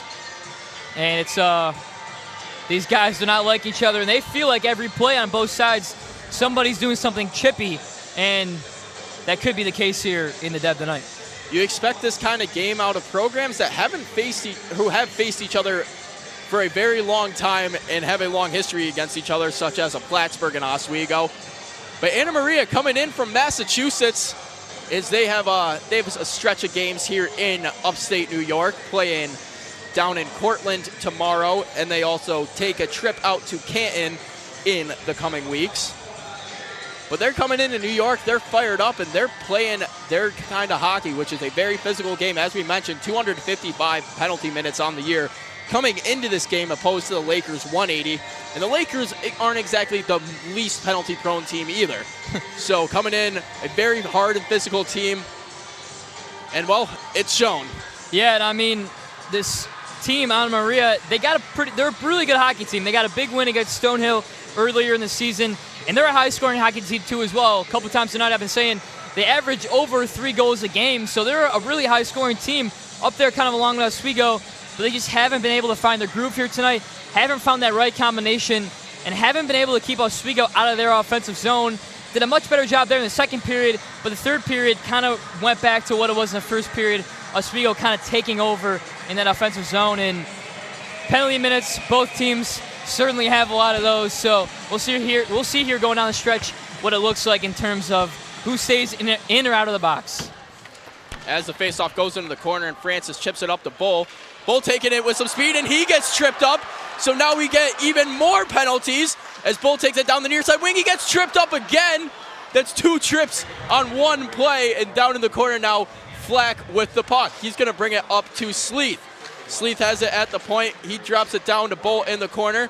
Back up to Sleeth at the point. Over to Flack at the top of the circle. A shot, it's loose in front of the net. That shot goes off the back of Francis, who then crashes down into Hennessy. And Francis is down in front of the net. But another penalty in this game. That is now 5 penalties in the last 2 minutes. As the Lakers, they're now going to have a 4th man on the ice. You can't go lower than a 3-on-3, so it then adds a player on. The Lakers will have a 4-on-3 for, there's too many numbers on the scoreboard to even do the math for that right now, Ryan. I mean, this is out of control. No, not a math major, Kyle, especially. But that was a big hit that Francis took right there. Didn't expect that one, and, I mean, penalty central here. I feel like we've been saying the word penalty the past couple minutes a million times here, Kyle, and the word chippy and penalty has got to be up there in the number of count of words we said here tonight. But like we said, it's been a very slow couple minutes, a lot of stoppage of plays for the penalties. And Oswego and this Anna Maria team have not backed down, but what are these two teams going to do? We have a lot of players in the box for both sides. Who's going to take that step up here? It's going to be huge going down the stretch here with 8:40 left to go in the third period. Still a lot of time left in this game. The second period went by very quick. Third period, with how many penalties been called in just the last 2 minutes, really slowing down the pace of play, but the crowd loves this, Ryan. Yeah, you know, maybe Coach Gosick, you know, these two teams are liking it too much, and Coach McCauley too as well, but as we're looking at the box there, they got a couple buddies hanging out. They're having a good time, you know, talking about maybe dinner plans for later, but, you know, for these both coaches, they don't like it, but if you're a fan, you're energized and ready to go. You like to see this as a fan, and, you know, for these two teams, a lot of hits here. You guys see how they're going to be feeling after this game. A couple bruises there, you would think, Kyle. Yeah, without a doubt. The Lakers for this power play going with McQuaid, Rocco, Semrad, and they don't have a third man they don't have a 4th man on the ice. Bit confusing how that works. Not sure the decision by the referees on that, but Rocco is going to get it to McQuaid. McQuaid trying to look for Rocco in front. That one gets sticked away by Toby. Toby on the wing looking for the pass there, but it gets up to Rocco. Rocco now trying to drop it back. He gets it to Semred. Semred with a shot from the top of the circle, gloved away by Hennessy. And a lot of stoppage of play here with the penalties and especially the play too as well. So it gives a breather for these guys, but there's so many guys in the box and have made penalties here tonight. It's hard to kind of, at this point of the game, Kyle, they get that groove and rhythm. And no, this is not overtime hockey yet. We got a lot of penalties out there, but got some old-fashioned 3-on-3 hockey. This is some old-fashioned hockey. Both penalty boxes, not much room for more players in them, especially Anna Maria packing 4 players in. Oswego with 3 in theirs right now, as 20 seconds remaining on the original penalties for Wennerberg and Fudger. McQuaid gets this one in the neutral zone. It's going to be poked away and taken down by Raposo. Raposo tries to one-man it across the zone. He's just going to chip this one off the end board. 3 seconds left on the original penalties and 10 seconds left on the original one. And backdoor Rocco! He baseball swings that one in! Chipped it up to himself and then pokes it back in out of the air. 4-1, Lakers running away with this one in the third. Great shot there from Rocco. He was flying on that right side there, Kyle. He got the stick on that, didn't get too much force into that, but that one sneaks in over on that left side, and Oswego now full momentum, up 4-1, struggling to score no more. Oswego 3 goals in this third period, and that one just kind of trickles in there, Kyle. And, you know, talking about getting the crowd into it, definitely have gotten the crowd into it for a while here. A little quiet in the depth, but now definitely not. The kids are loving it here in the crowd. They're excited. They got all their youth jerseys on, and especially the students and the fans here. It's been a great night overall here for Oswego. Got to keep it going here. 7:50 left to play. And that might just be the most Trevor Zegras-like goal I've ever seen in Division III hockey. I mean, chipping it up, and it's not like it went up and it was hung up there. As soon as it went in the air, he immediately batted that one right down in. As we have some 4-on-4 hockey now, so still a lot of open ice. 5-on-5 hasn't been played in quite a bit of time. McQuaid throws that one at the front of the net, and that one goes off the stick of Hennessy and almost back into his own cage once again. Grimshaw now dumps it off to McQuaid at center ice. McQuaid gets that one poked away from him. Going the other way now is Columbe. Columbe with a shot, and that one goes in off the glove of Milberg and trickles past the goal line. Back to a 2-goal game. Getting a good, huge, much-needed break was the Amcats on that one. And great goal there for Anna Maria. We were talking about the momentum for Oswego was really taking over there. You had to find a way to get back in this game, and great goal there for Anna Maria. And, you know, a high-scoring team I mentioned, now down 2. How are you going to keep that going? You got a good chance there, but how are you going to get more of those chances here? It's going to be huge for, you know, this Anna Maria team and Coach McCauley. How are you going to figure it out? And huge one there. A lot of scores here in this third period, Kyle. Been a high offensive attack, kind of what we were expecting going into this game. And what is Anna Maria going to do? How are they going to figure it out here going down the stretch? 7:27 left to play in the third period. As the refs are trying to figure out the whole situation going down on the ice, as we still have 4 Lakers in the box, and we still have Amcats in the opposing box as well. Milberg lets that one in.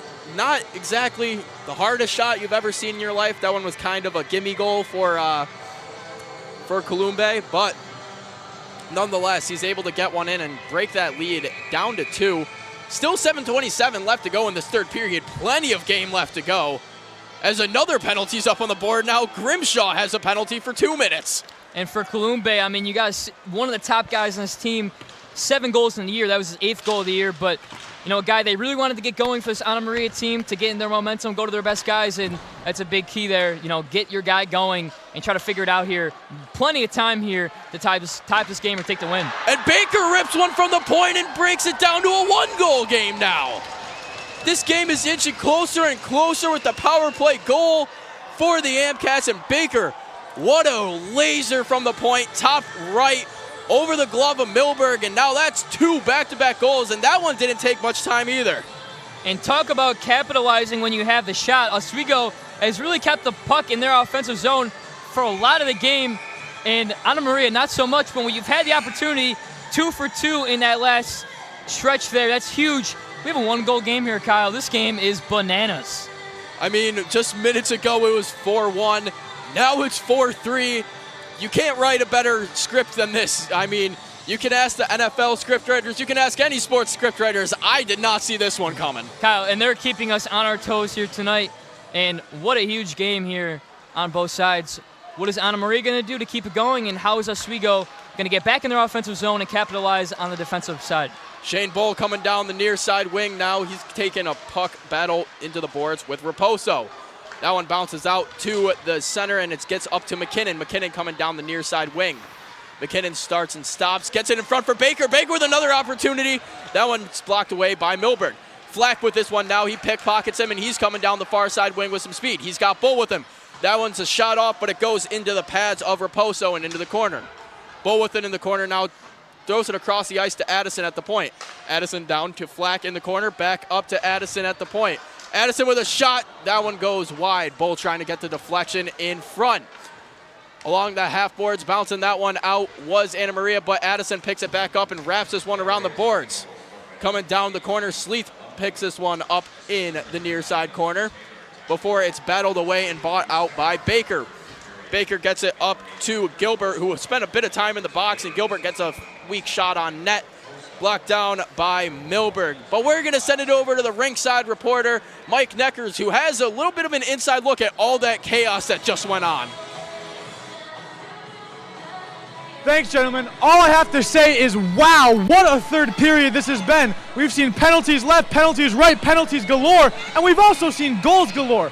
I mean, we have 2 goals from the Lakers in under 10 seconds, and then we see Anna Maria come around and almost do the same thing just a few minutes later. What a period this has been. There's only time will tell what's going to happen next. We got 5.5 minutes left, plenty of game. We'll see what happens. Thanks, guys. Back up to the booth. And thanks, Mike, as that one gets deflected and goes up into the netting like a field goal. That one didn't go wide right, Buffalo fans, but nonetheless, we have a face-off back down in the Lakers zone. Sleeth goes a bit early on that one, but they're not going to call it as Raposo can't get that one, but McQuaid trips up on himself and isn't able to get out of the zone either. Columbe with the last goal Columbe with the second goal for Anna Maria on that stretch where they scored back-to-back. Baker on the second as Toby throws one down off the end boards back over to the other side in front of the net, and a shot off for Raposo. That one goes wide behind the net, and able to chip that one out is Francis. Francis gets it up to Addison, who tries chipping it up to a streaking forward, but couldn't do so, and Addison goes down, and now we're going to have another penalty for what seems like I've said the 9th time in the last 5 minutes.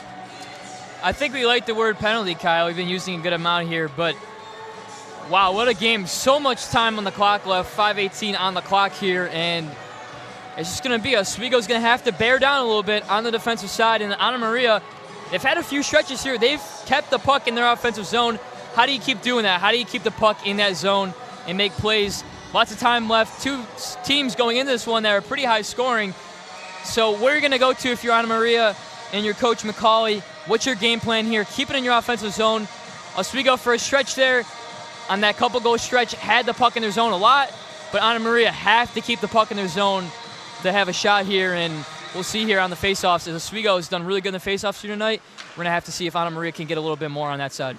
As Gatto gets that one to the point, and Andriaki off to Francis. Francis with a shot. That one just rips a little bit wide.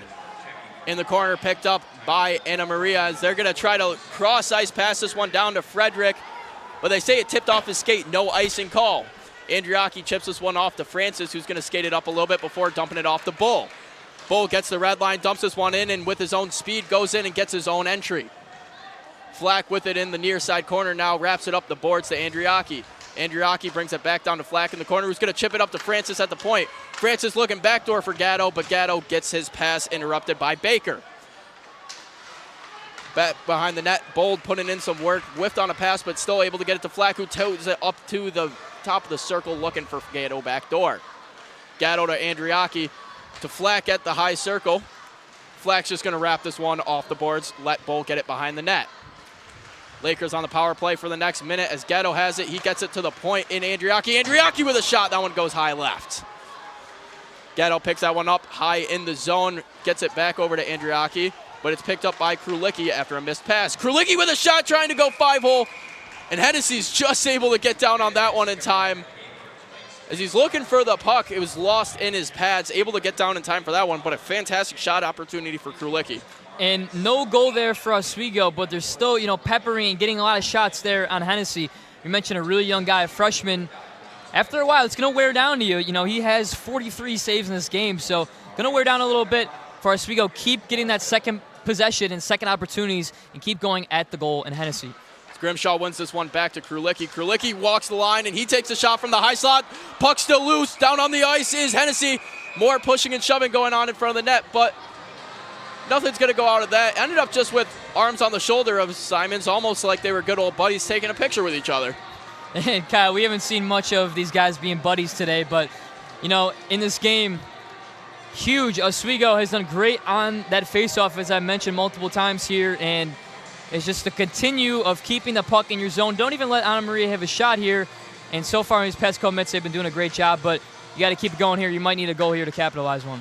And Simon's hard on the forecheck as he gets pushed in the back of the cage, but he gets up and keeps going. A.J. Ryan really battering and bruising people on the boards. Back to Ryan. He tries to chip that one back door to Simons, but it gets interrupted. No high stick call as Columbe with a shot. That one goes high left. He tries to get his rebound, but too many Lakers swarm him. Coming the other way now, Krulicki with some speed on the near side wing. He's going to try to chip that one around a defender, but it gets intercepted by an AMCAT. Back down in the corner now, sent down the length of the ice. They'll be able to clear this one out before the penalty expires, so no icing call. Back to even strength for the first time in about 8 minutes in this game as Grimshaw's bringing it now. He'll go back far side to Rocco. Rocco doing some moves, keeping it down in the corner. Lakers just trying to kill off some time now. They have the 1-goal lead, keep it going. No hand pass assessed there as it's touched by Mooland. Perillo's just going to dump that one in as he avoids the hit from Andriaki. Sleeth picks it up behind the net. Sleeth with some heavy pressure, tries to get to McQuaid, but puts it right into his skates. Rocco takes a hit, pushes it down into the corner to Andriaki, who wraps it around, D-to-D pass off to Francis. Francis chips this one up, looking for McQuaid, but takes a hit while he's making the pass. Rocco intercepts the pass from Perillo, looking for Carpenter. This one's wrapped around off the half boards. Bouncing puck back down into Oswego zone into their own corner. Picked up below the net by Andriaki. He's just going to try to chip this one off, but it's picked up by Toby and a huge block from Rocco on the shot.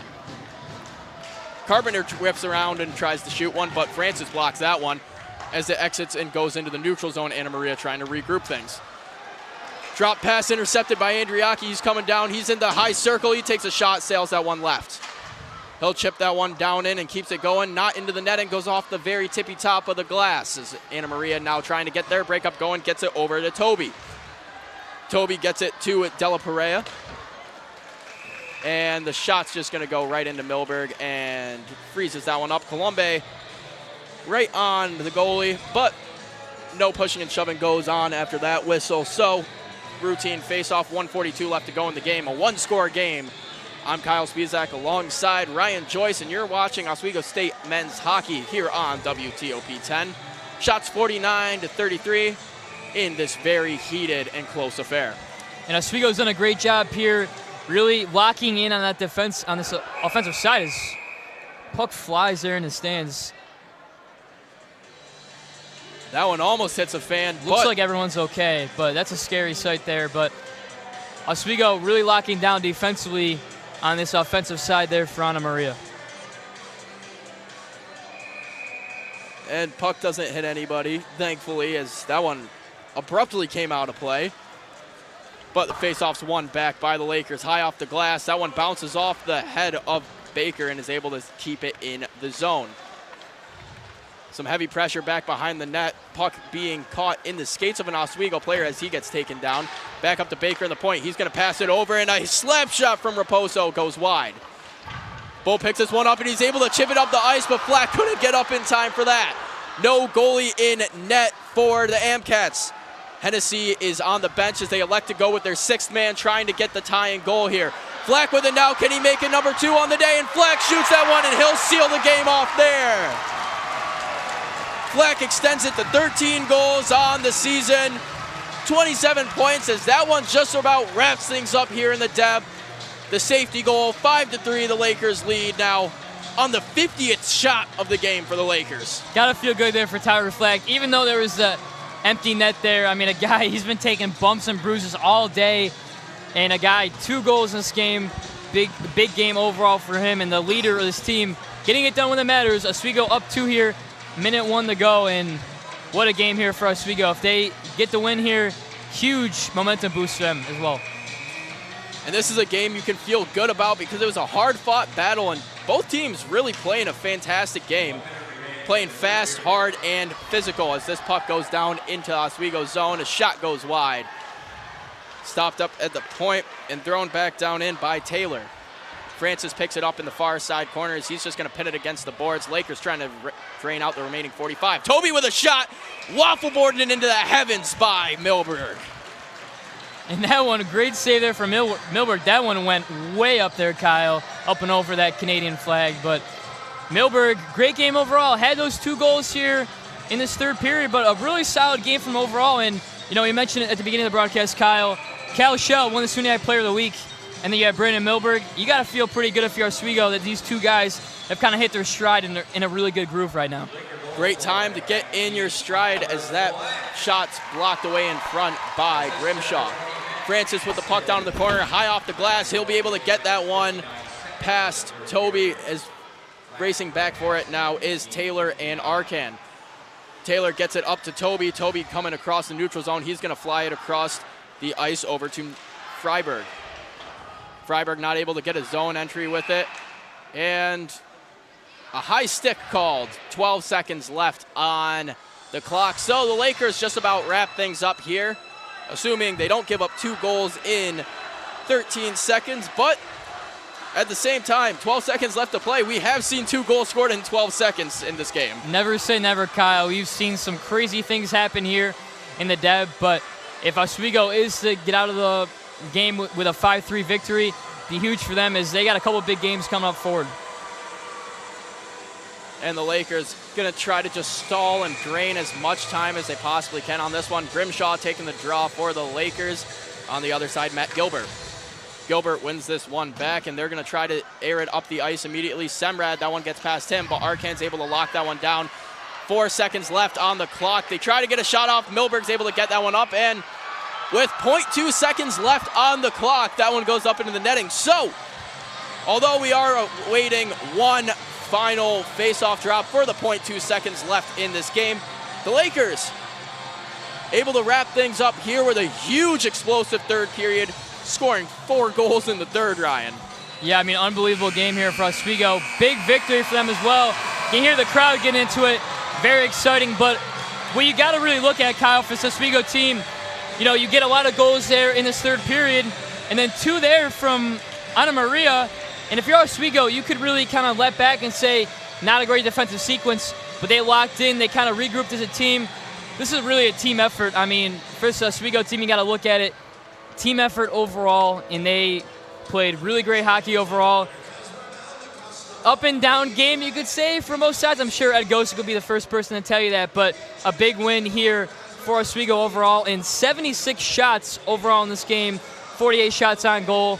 Did a great job kind of going after Hennessy, peppering the young goalie there for Ana Maria, and a big momentum boost here for Oswego. We mentioned a lot of big games coming forward here, and you want to be playing your best hockey at this time of the year, that end of January up into February, because, as you know, big games and hostile games going forward here for Oswego are going to be huge, and this is kind of the start of it here tonight with a big win in the Deb on Friday night. Yeah, like you mentioned, physical games coming up as they have Geneseo, Plattsburgh, and Cortland still on the roster for the rest of the season. And ironically enough, including the Lakers, all 4 of those teams are the top 4 teams in the SUNYAC. This game doesn't go towards conference play, but this is a huge momentum booster, especially going into Morrisville here tomorrow night at 7 o'clock.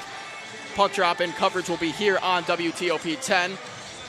But coming into that game, last year Morrisville came in, beat them 3-1 at home on the Teddy Bear toss. So having a huge physical, fast, hard game like this and a win, that's a huge momentum builder and a really confidence booster going into tomorrow night. Yeah, I mean, for Oswego, we mentioned really good in the conference play so far this season, only 2 losses, but what's kind of been the crutch for them so far? It's really been that non-conference play, not really getting, the chances to win when they've had it.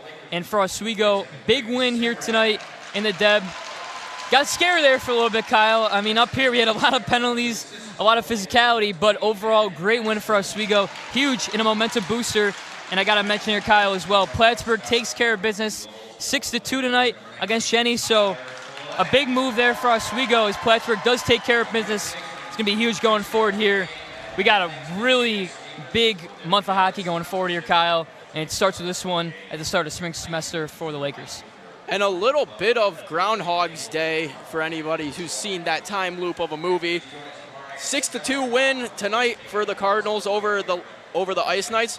Ironically enough, when they faced each other earlier in the season, same score, 6-2 win for Plattsburgh. But for now, we're going to throw it down rinkside as Mike Neckers is with the 2-goal man and the 11-game heater, Tyler Flack. Thanks, guys. I'm here with Tyler Flack. Tyler, obviously not the prettiest game, but what positives can you take away from this one tonight? I think that we just stuck with it for the full 60 tonight. I mean, we knew it was up and down throughout the game, but we never got down ourselves. There's a lot of penalty trouble at the end there, but just the way we battled through it. Right. And what needs to improve going into this final stretch of the season before you get to the postseason? I think just making sure we stay disciplined, make sure we're not finding ourselves in those shorthanded situations so we can continue to play hard throughout the game. And what does it mean to you scoring that goal to seal the deal with under a minute left, man? It always feels good, but you look at the guys on the ice with me and how hard they're working. I get the reward of putting it in the net, but Ben Addison's putting his friggin' body on the line there, so shout out to Ben Addison for the hard work tonight. Absolutely. Is there anything else you'd like to say tonight? Did you get the happy birthday, Grandma? Why don't we just do it again? Perfect. Happy birthday, Grandma. Happy birthday, Grandma. Back up to the guys in the booth. And thanks, Mike. And a happy birthday to Grandma Flack as on her birthday. What a great present. Grandson gets 2 goals in on the night. Huge win for the Lakers. That now makes it 4 wins in a row. They're getting a little bit of a streak going, getting that momentum going. And really what you want to see at this time of the year for a team. Hard-fought game. They didn't give up. They battled the full 60.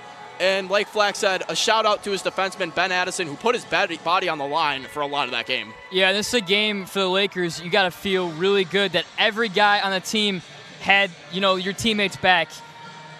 It was a really chippy game there for a while. Oswego was struggling scoring, but when it seemed to matter, everyone kind of picked themselves up, as a player and got everyone good to go. A lot of hard hits. A couple guys that are probably injured, feeling the bruise after, but overall, big game there for Oswego. Got to be happy with the guys in the locker room that everyone had their back and good team play overall for a big win, 5-3. And the Lakers take the win 5-3 here in the Deborah F. Stanley Ice Arena. And that's all for us here in the booth. I'm Kyle Spizak in for Ryan Joyce. Don't go anywhere, though, because after this break, we're going to have the intermission show with Kaylee Richmond, Alex Brooks, and the man himself, big man, lineman, Kenny Gerard. So don't go anywhere. More coverage still to go on WTOP 10.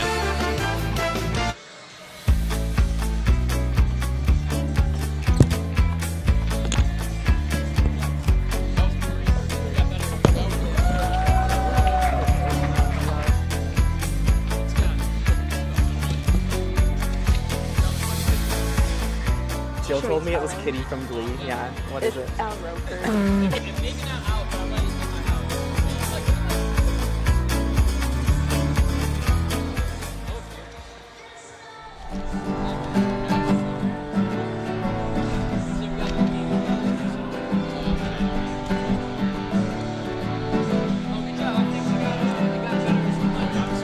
We're here for you, we're here for you. This is your channel 2.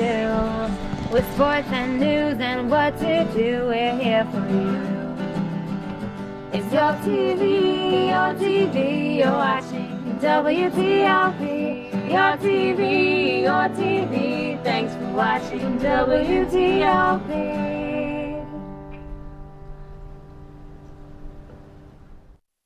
What's going on? Yeah, we go on at like 11:30. It's like No.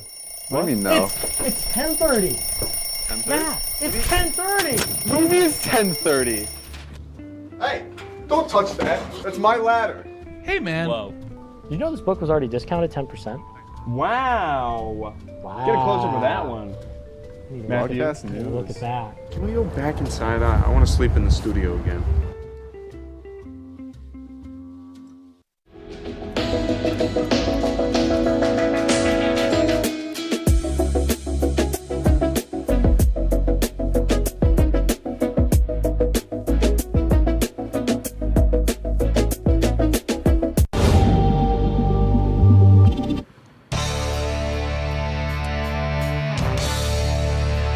And the Lakers beat the the Anna Maria Amcats, 5-3. And gentlemen, what a period. If you thought the second period was slow, this third period was the exact opposite. I am joined here now by our sideline reporter, Michael Neckers, Kenneth Gerard, Alexander Brooks, and I am Kaylee Ann Richmond. Yes, I just full named everyone. Now, let's take a look at those goals. Kenny, we'll start with you. Oh, man, there's a lot to talk about in that third period. We saw the first one, power play goal from Cam Simons, followed by Matt McQuaid, power play goal, followed by 5 penalties in 2 minutes. Then Rocco got one in, and then we had Rapasso and Baker from Anna Maria, and then finally Flack gets it in at the end in an empty netter to seal the deal. You guys look at the replay here of the many goals we saw in this third and final period. We got 1 goal apiece in the first 2 periods, and it just wasn't like that, Alex. Yeah, I mean, what a third period. I feel like, as you mentioned, Kaylee, you know, you were probably asleep from those first 2 periods, and now this third period, you woke right up. A bunch of penalties, bunch of goals. Great play by all of the Lakers goals. Thomas Rocco, Matt McQuaid, Cam Simons, and what a present for Grandma Flack. Tyler Flack, 2 goals. And you were down there, Mike. Speaking of Tyler Flack, I'd say tonight was a Flack attack. Oh yeah, my gosh. Absolutely dominant down there. 2 goals. Had some. I'm pretty sure he had an assist as well. He was just banging the ball or the puck. Gosh, do that all the time. The puck back and forth all game long. It was amazing. Absolutely, yeah. And another thing to say about this game, physicality. Let's get physical. Guys, let's talk about that. I mean, that is as physical of a game as you get. I mean, we saw just about everything.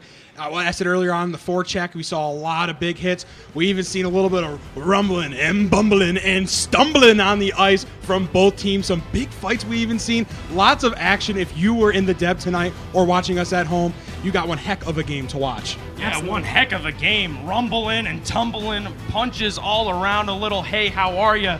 Shout out to Tommy T there. And it's just so much physicality from both of these teams. And I felt like it was like 3 different games. I felt like it was low in the first period, second period was a little sloppy, and then this third period, man, a lot of physical hits. And Mike, man, it just was so physical. One of the most physical games I've ever seen. I'll tell you what, being down there on the glass, I was a little scared for my life sometimes. We got guys coming in, boom, boom. It was scary, but a great, great, great game. And it's really all there is to say about it. No, exactly. I'm wondering what Coach Gosick said to those guys in the locker room to make them go from a second period slump into a full-on physical third period. It was crazy to watch, I'm sure. Now let's take a look at those stats at the end of the game.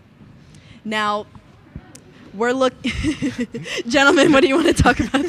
It's all good. It's all good. Yes, Oswego won 5-3. The shots on goal, Oswego up 48-32, and then there was a lot of power play opportunities, Kenny. I mean, 3 for 9 for Oswego, 2 for 3 for Anna Maria. Anna Maria got a little more on the power play, but I mean, Jesus, so much power play, so much penalties. I mean, I couldn't really keep track. No, me either. And, you know, we came into this game saying both these teams are around 60% on the season. Anna Maria comes in and gets 66% of their power plays, while Oswego, I'm not that great at math, gets 3 out of 9. It's like 30%. 33, Kenny. 33. Oh, right. wow, I just did the opposite. Right. Anyway, yeah, I mean, 33% of their power plays. Oswego came in and did what they need to do, having plenty more opportunities. They made as many power plays as Anna Maria was given the opportunity to have. Absolutely, and you think about it, we talk a lot about Oswego and how they struggle with the power play sometimes. So, again, obviously not the greatest percentage, but it's an improvement from where they were at beforehand. Absolutely. Now let's take one last look at around the SUNYAC. Even though some of the games just ended, there are some games tomorrow that we'll bring up later. Now, Potsdam Brockport, their final score is 2-0. Potsdam came out on top. Chatham versus Fredonia, their final score is 3-1 Chatham. And the coveted Plattsburgh Geneseo game, 6-2. We are facing Plattsburgh very soon. Our whiteout weekend is coming up in just about a couple weeks. Gentlemen, how are we feeling about that? Well, the 6-2 game is something that I'm looking at, and man, Oswego got a little bit of a late Christmas present, late New Year's, hey, how are ya, out here with a 6-2 win from Plattsburgh, and now Oswego, they're facing Geneseo and Brockport next week. They're also facing Morrisville, so if they win tomorrow, they will have a chance to be in first place, Kenny, and that was something early in the season that we thought was not even possible. Right, and if you're an Oswego fan, you were watching that game very closely. You were looking at Plattsburgh and Geneseo, and as much as you don't want to as a Lakers fan, you're almost rooting for the Cardinals there to open the door up for you tomorrow night to take the opportunity and come steal that first place spot. Plattsburgh gets the job done, wins 6-2. We saw Potsdam again making that late season push, pulls it out 2-0, and Chatham drops 3-1 for Fredonia. Fredonia doing good, some good SUNYAC hockey all around, I'd say, Mike. Absolutely, and you know what? I think Tyler Flack's grandma might have wished for that 6-2 loss to Geneseo for her birthday, you know? Maybe. Yeah, it would have been a great present, I'm sure. All right, let's talk about some other upcoming matches. What other matches are we looking forward to in the SUNYAC, would you say? I mean, we got to go to tomorrow as we see the full screen up here in Morrisville. I mean, you can't really look ahead. I know you have, Plattsburgh coming up. I know you have Geneseo and Brockport coming up, but you have to focus on this Morrisville game tomorrow. I mean, a SUNYAC opponent have the chance to move into first place possibly and just keep your momentum here in the SUNYAC. A nice win here, but you want to go 2 for 2 in the weekend, Kenny. Absolutely, and I mean, if you're looking ahead, we said we got Morrisville tomorrow. A big game coming up also, Brockport, February 2nd. If you're a fan of WTOP, that's our all-women's broadcast finally coming up very soon, followed by the Whiteout weekend taking on Plattsburgh, followed by Cortland. You have a couple of games that you would say the Lakers are in a line to win or should win, but then you look ahead at the two games. One team they've already beat, Plattsburgh, but never overlooked the Cardinals. The Cardinals can fly away with it very quickly. The Oswego Lakers won while they were in Plattsburgh. Plattsburgh looking to do the same and upset them at home. And while Oswego has already lost to Cortland once at home and a tie 1-1 in the Oswego Winter Classic, which ended up going to a shootout, and the Oswego Lakers lost that shootout.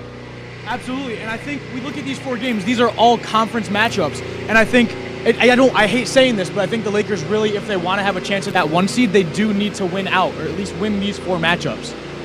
Yeah, most definitely. And one thing that I want to shout out before we say goodnight is Kaylee Richmond, her first time hosting. Yeah. She gets the score prediction right, 5-3. So, maybe a little beginner's luck, but great Pure job skill. on that. Thank you. Pure skill. Thank you very much, gentlemen. Well, that about does it for us tonight for the post-game show. I'm Kaylee Richmond alongside Alex Brooks, Kenny Gerard, Mike Neckers, and thank you so much to our outstanding producer, Natalie Barden, and director, Mia Dirks. And thank you so much to Kyle Spizak and Ryan Joyce for all their hard work during this broadcast. Please join us tomorrow night at 7 o'clock 6:30 for the pregame show, 7 o'clock for the puck drop as we face the Morrisville Mustangs. Have a great night, everyone.